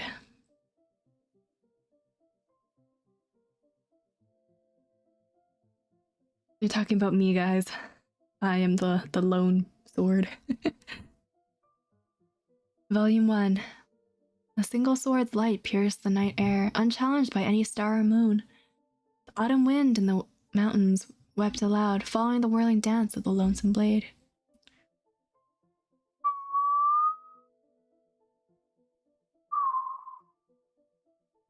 Driving wind and falling rain accompanied a single traveler on a solitary journey. This person's hair was wild and his face fierce. He seemed very fey indeed. His clothes were thin, and he swayed this way, that way, in the center of the homeward path like one sick or hurt to the quick, seeming more like some ghoul than a living man. He had been on the path for 3 days. 3 days he had gone hungry and without any sleep. 3 days ago he had a name and a famed sword, and his fallen martial arts school, but now he only wore sorrow and worry on his brow, which rolled off him, carried by sudden rain and onto the mud below, eroding the soil. 3 days ago, that nameless swordman had started a feud with him, a feud that saw his master and junior buried in the merciless snow mountain, as the screaming snow was stained red. Today he had a new name, Jin the 72nd, for he was the last of the 72 members of their school. BTS? Did Jin? He did not know how long he had walked before he heard the sounds of the carts beneath him.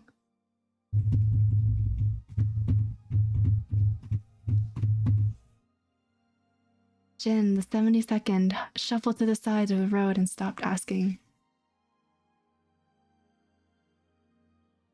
"Is your cart headed for Sleepy Village?" The cart driver saluted him and replied, "Few of the carts on this road do not do so." Jin the 72nd then asked, "Then pray, will your car bear another man?" And the cart driver said, "It could, but you did not ask if I would." Jin the 72nd did not understand. "If you traveled to Tupi Village, why would you not take me?" "For you are not I, nor I you," the driver replied. What a waste of words. And no sooner that this had been said that the blade left its sheath. Shoo! The cart driver fell, but a single chilling cold, and fell from his cart to the floor without a struggle, never to speak again.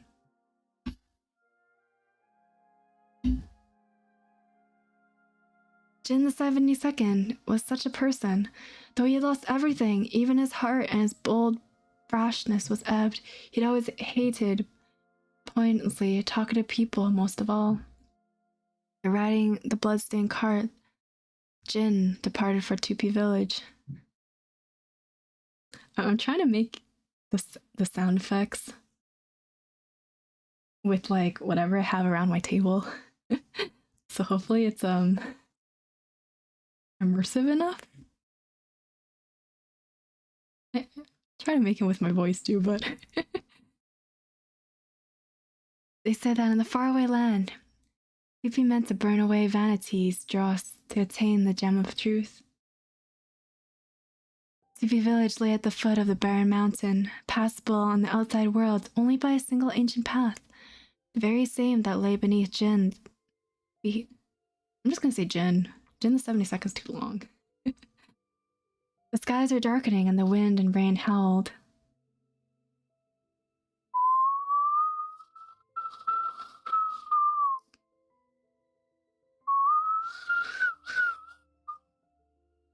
Jin had never had anything to do with Tupi Village before his vengeance, and so he now sought out its village chief.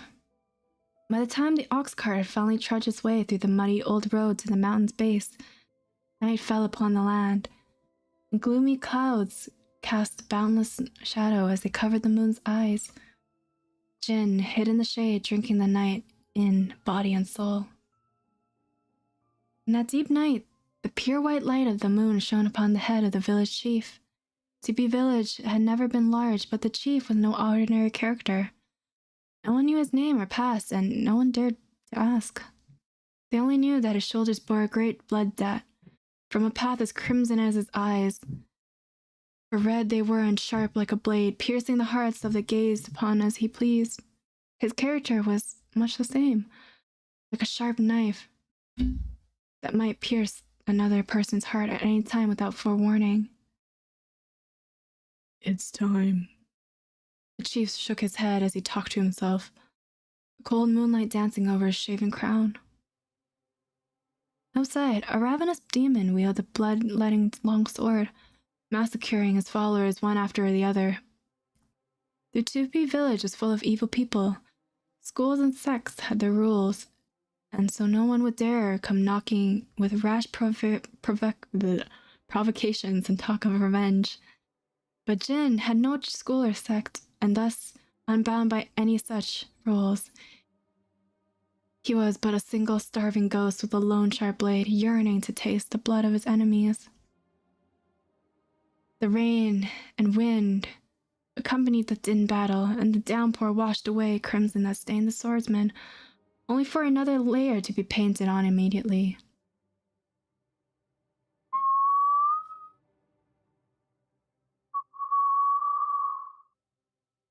The crimson swordsman stood forward among the crimson mist. Many were his wounds, but none could stay his hand. When that mist had at least cleared the endless deluge? The swordsman crossed the turbid red beneath his feet and stalked towards the chief's mansion.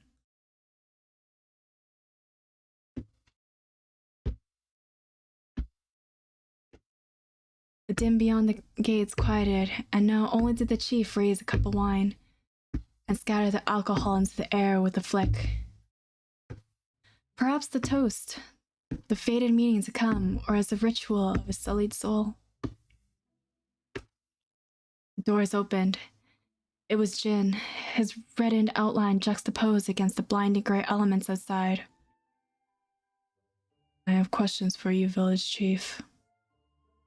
You've taken quite a few of my men's lives. Exactly, 362, no more nor less. The chief spoke not, and his face remained still, but the pulsing vein in his temple betrayed the fire within. Ah, yes, and one dog.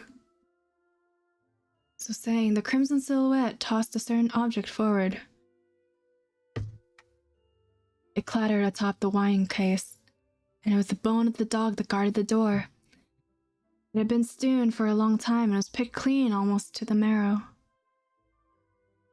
For in this half hour, not only had Jin the 72nd snuffed out the lives of 362 able men, he had even turned the dog keeping the gate into dog meat stew.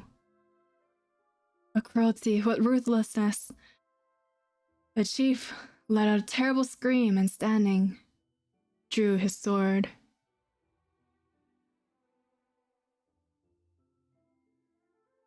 Volume 3.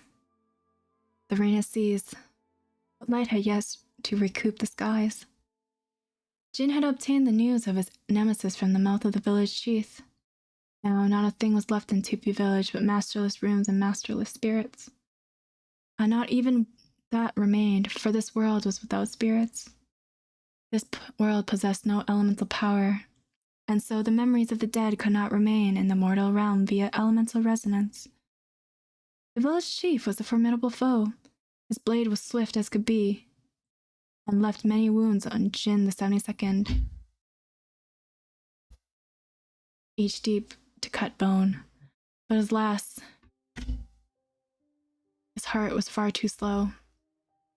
For this was a world without elements, and thus swordsmanship could not be imbued with them. Swordsmanship was thus a question of pure physical skill and not elemental control. The sword is an extension of one's body, and one uses it as an arm would command the fingers or as one's heart directs the eyes. As he was skilled, indeed, in the heart of the swift blade, the village chief never understood the value of the heart. So he fell to a single stroke. Jin, the 72nd, strode towards the fallen chief, his discarding the broken incense burner in his left hand. For the chief had focused too narrowly on pouring savage strokes upon the swordsman's body, thinking him too hurried to fight back. He had no eyes for the enemy's left hand, which would have been empty, and in a flash, the incense burner had struck the chief of Tipi village on the forehead, sending him tumbling to the wall where he collapsed immobile. Underhanded villain. But only the wind answered him, the villain gripping the bodied censer. Not a word. The person you're looking for is the barren mountains beyond this village. Go seek your death there. But the villain had departed, and all that remained to answer him was the rustling of the wind.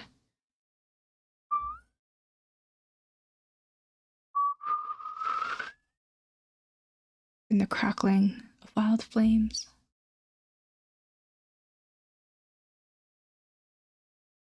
Final volume. Jin waited till the rainbow had dispersed before setting off from Tupi village towards the barren mountains. Ancient legend held that these barren mountains had been brought into being by slices from Celestial Emperor's blade, and thus were incredibly hard to scale. Folk tales also held that they were called barren, for they had soaked up the tears of the Earth Mother, and thus had become bitterly salty lands where nothing grew. Hello, Silver, welcome. The barren mountains had once been mined for gold and gems, but the mines had all been ruined in an earthquake. Thus, their workers buried within.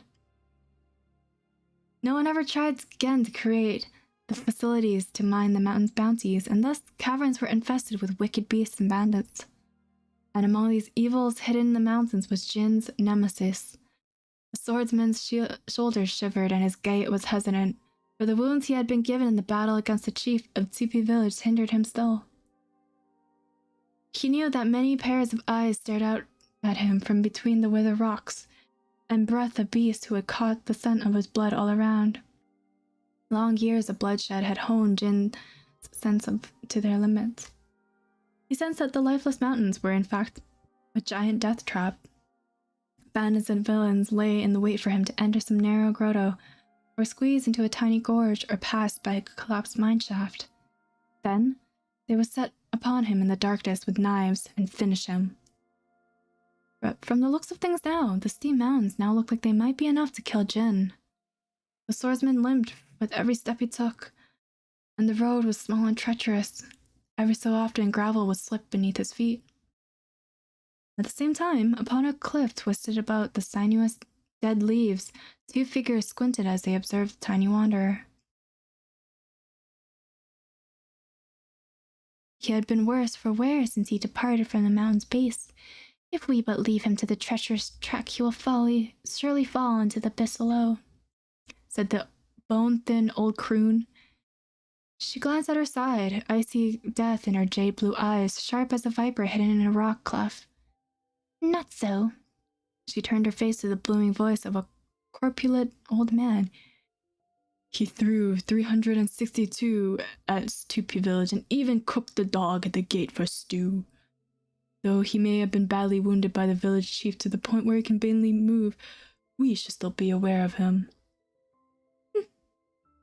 The old woman vanished in the withered forest with a displeased tone. The old man watched a while longer as the lame swordsman stopped for a moment more, before patting his large belly and slowly departing. Not a single withered tree or blade of grass dying as touched as he did. Then suddenly the sky turned dark with gathering storm clouds, and mordant rain again began to fall lightly. In the mountain rain, the wounded Jin leaned on his sword like a crutch and struggled forward. But the chilling cold and the loss of blood was too much for him to bear, and he fell upon the gravel and barren stone. Just as the darkness took him, he caught a glimpse of the billowing hem of azure blue skirts. He could have sworn he saw that sight before.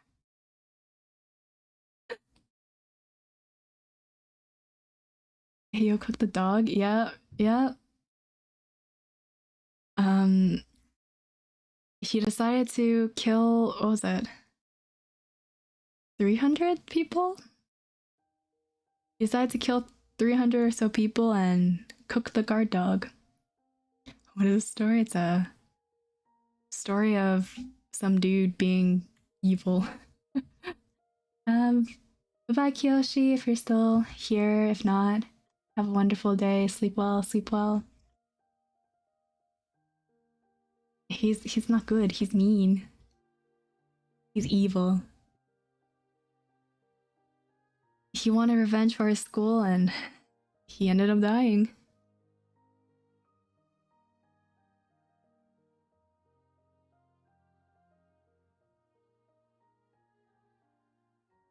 All right.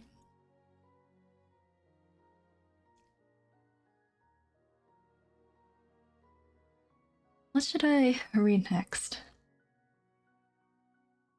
What's another one that you'd like me to read? I wonder where I can find this book, 1,000 Nights.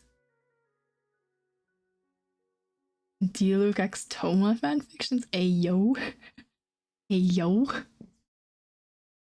What is this? What is this? Diluc and Ayo. If you send me one, I will read it. As long as it's not NSFW, please.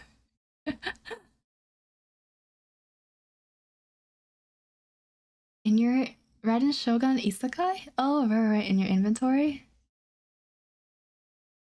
This one, right? This is pretty short, okay. Alright. Shogun Almighty, reborn as Raiden Shogun with unlimited power. It's like I ended up dying and I died and I got reborn as Prince's secretary or whatever. That anime. I watched like one episode of it. Such is life. Mom and Dad always tell me to know right from wrong, but the reality is that we are always choosing the lesser of two evils. My girlfriend has decided to break up with me. Not only that, but she also got me fired by telling my supervisor that I have a gambling addiction. Gotcha. Funny how I actually don't have much money to burn because I have protection fees to pay. Barely to do so and anything could happen to my parents. My parents, however, think I'm a loser who could neither find a serious job nor save up any more. It's rather ironic considering who I am doing this for. It wasn't my fault. If it is, I blame myself for my incompetence to find a way out, rather all the struggles and also my lack courage to end it once and for all. Forget it. Just hand them the money when they arrive. After that, I really need to think about how to earn some more, or I'll only have seagrass for the dinner table in the future. Okay, time to choose between the worst and the worst. Falling blade or a flying stone, which one is less painful? Zzz. I've been hearing strange noises. What's going on? Is the thunder going to strike? I wake up, not knowing how long I've been unconscious. All I remember is a sharp pain shooting through my body before I passed out. It doesn't feel very painful. What? I scream upon hearing the voice. Is that my voice? So I'm not dreaming. I lift my arm and see pale, soft skin covered in exquisite fabric. This is definitely not my body, but to arrive at this conclusion requires a bold logical leap that my brain isn't ready to take, because it simply doesn't make any sense. I try to stand up to have a better view of my clothes. Every detail is brimming with luxury. The clothes are befitting of one holding the highest authority. Could it be that? Where is that brat? Huh? This is the Raiden Shogun? And the very title itself bears weight.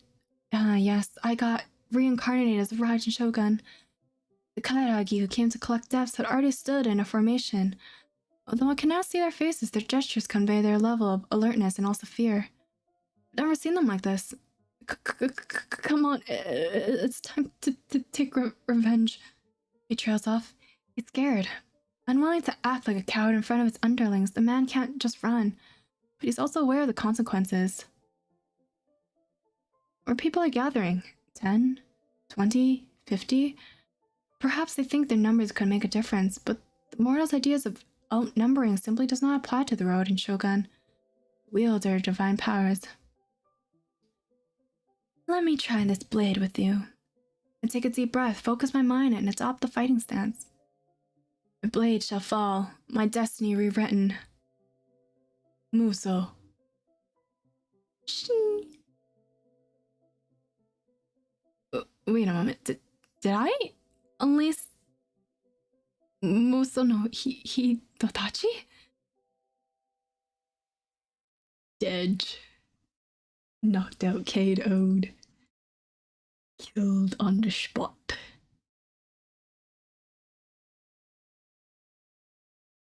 Who would you want to be reincarnated as? Which Genshin character would you be reincarnated as if you had the chance? If you had the choice?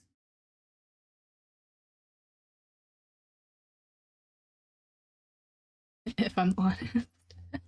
Yeah, you can be honest. You can be honest. Nigrong, I'm rich, I can do whatever. Traveler. Traveler, interesting. I want to be rich too. I want to be rich, have a nice life. Do whatever the heck I want. Being honest child because he's battle crazy, plus he's in the Fatui. You know what? I want to be Arlenchino. He looks so badass. I want to be someone like badass like that.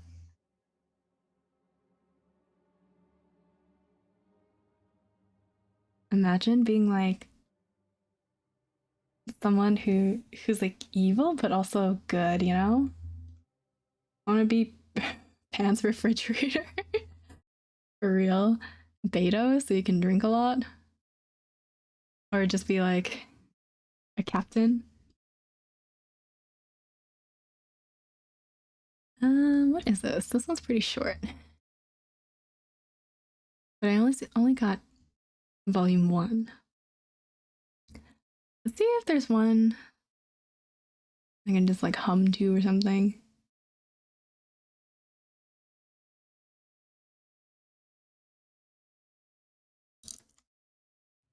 All right. We'll do one more story. I'm feeling a little bit nice today. Maybe.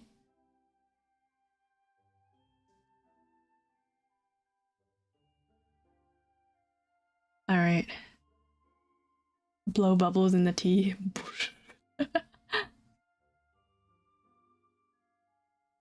Travel forgot sister star harem. Ayo. Ayo. Yo. Mima is a little sleepy. I think it's gonna be time for Mima's bedtime soon. Shorter stream today, but I hope you guys enjoyed it nonetheless. We'll finish it off with the Byukaku Yokoku, whatever this thing is, collection. I did get to, I think that's all of it. Yeah. You must sleepy? Yeah, I'm sleepy. I have to, I'm going out later too, so who knows? Very, very sleepy. Should I sing you guys to sleep? Maybe I'll sing like one song. What song do you request? I'm thinking of also doing an a cappella stream one day. Just an unarchived a cappella stream. Where can you find? Yes. Wait, let me find Kyun's.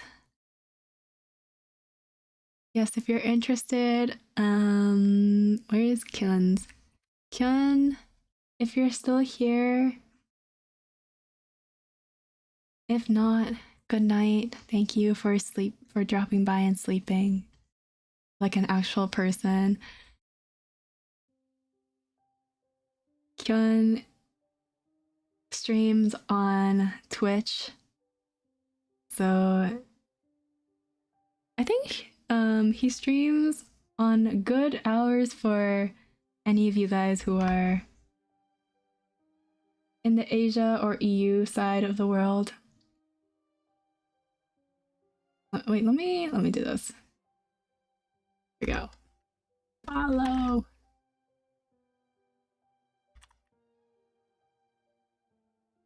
There we go. So if you guys have Twitch, please follow Kyun. They are an absolute sweetheart, very talented singer, a very talented gamer, artist. And yeah, follow them, give them lots of love. If they were streaming on YouTube, I'd rate them. Maybe that's why I want to like stream on Twitch one day, so I can rate people. Follow that boy. Follow the Kyun. Follow the Lunar Prince.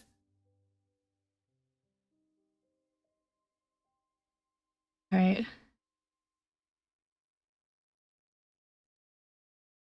We'll read the last story. It's about Enkanomiya. Enkanomiya. All right. One day during a peaceful stream, raid. Yeah, hopefully, maybe I'll set up Twitch.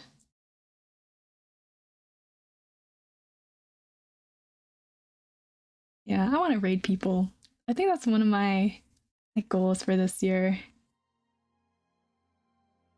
Be able to raid someone. All right. Did you guys choose a song yet? Can we do like a easy song? One that I know. Maybe. I'll sing you all to sleep one day. Onegai, what the heck is that? Like it.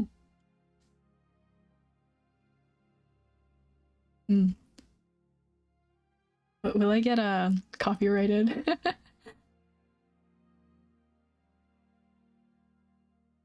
Yes. Oh, okay. Rip. Rebozo.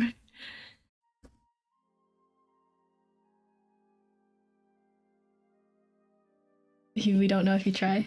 I'll do like an unarchived karaoke stream one day. And then I can just delete it after. No copyright then. No copyright then. Easy. If you sing without music, you won't? Really? Like a cappella?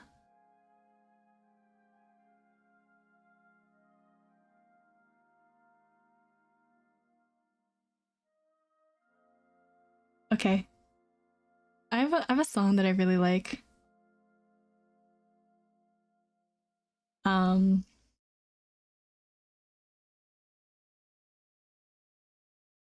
Singing is talent, talent is copyright. Okay.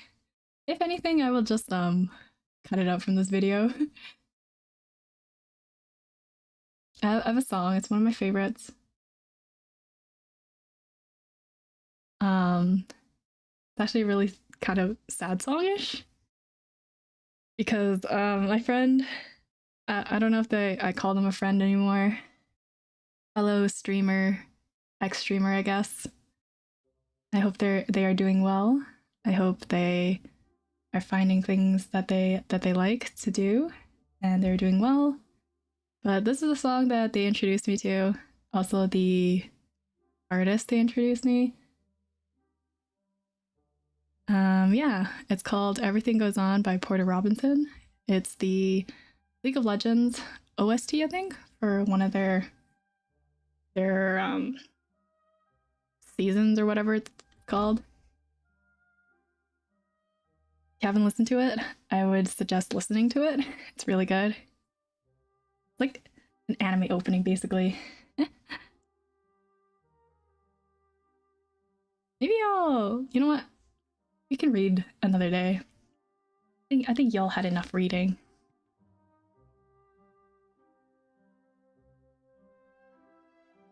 But I will maybe turn off Dragonspine. Dragonspine, shut up. There we go. Oh, no. Oh, gee. Done. Done. Done.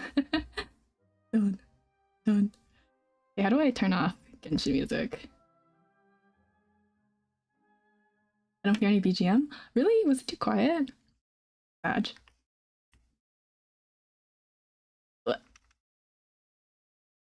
Oh no, it's slow. Oh, my PC's hating me. PC-kun is like, no, stop.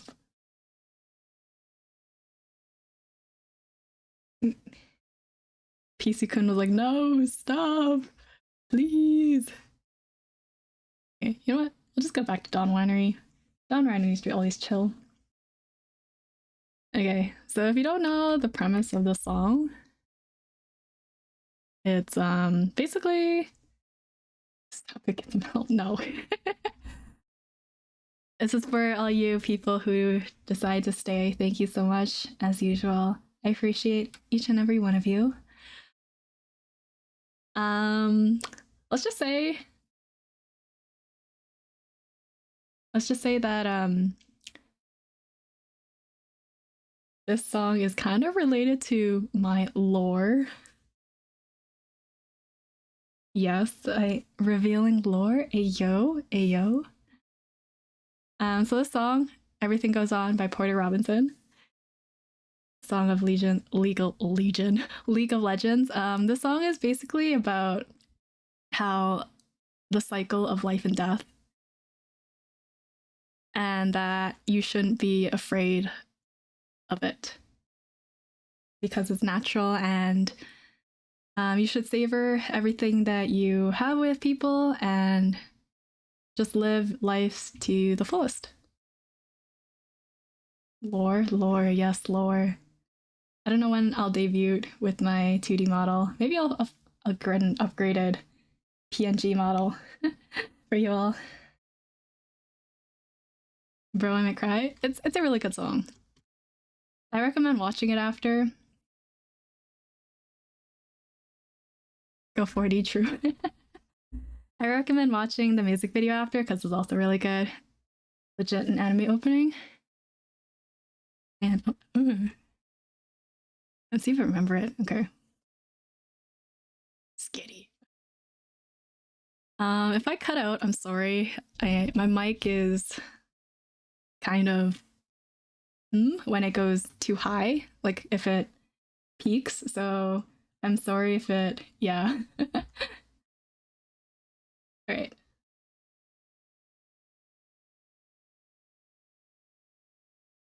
Don't try to make you very much. 8 out of 10. Thank you. Thank you. Hopefully I don't get copyrighted. If I do, well, I'm gonna just cut it from the stream. You know what? Maybe I'll just like cut it just in case. COVID-19 song, yeah. It's a really good song. I hope you are able to be a little bit more happier in your life. And that you're able to move on from a lot of grievances and take on anything on the world.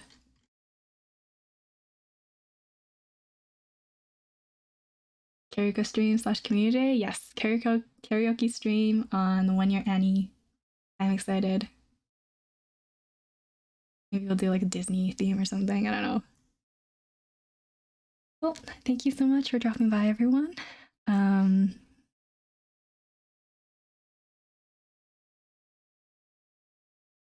Yeah, be a little bit more happier with your life. Small achievements. You don't have to be a billionaire. As long as you yourself are happy with where you are.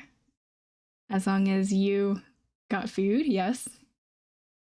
If you have small things in life that you enjoy and small things in life that make you happy, it can even be like taking out time to walk, taking the time to eat, drink, stay alive. Watch the stream, watch the videos, and yeah. Luxie, welcome. I'm so soft. I think with the hustle and bustle of life, people just do get too caught up in things. And yeah, this song definitely helped open up my eyes and made me realize, like, you know, we need to appreciate the small things in life as well. Yeah, check out the song. Check out Kyun. Again, Kyun, thank you so much for dropping by. I appreciate it a lot. And thank you, everyone who was watching today. I hope you took something out of it. If not, at least you... Yeah. Thank you for the experimental stream. We'll be playing Honkai on Tuesday night. I know it's a ungodly hour for a lot of, EU people, Asia people, but I hope you all can come by, watch the stream, watch me play the release of Honkai. Have a great rest of your day, evening, afternoon, time zone. I'll see you all whenever. Bye-bye.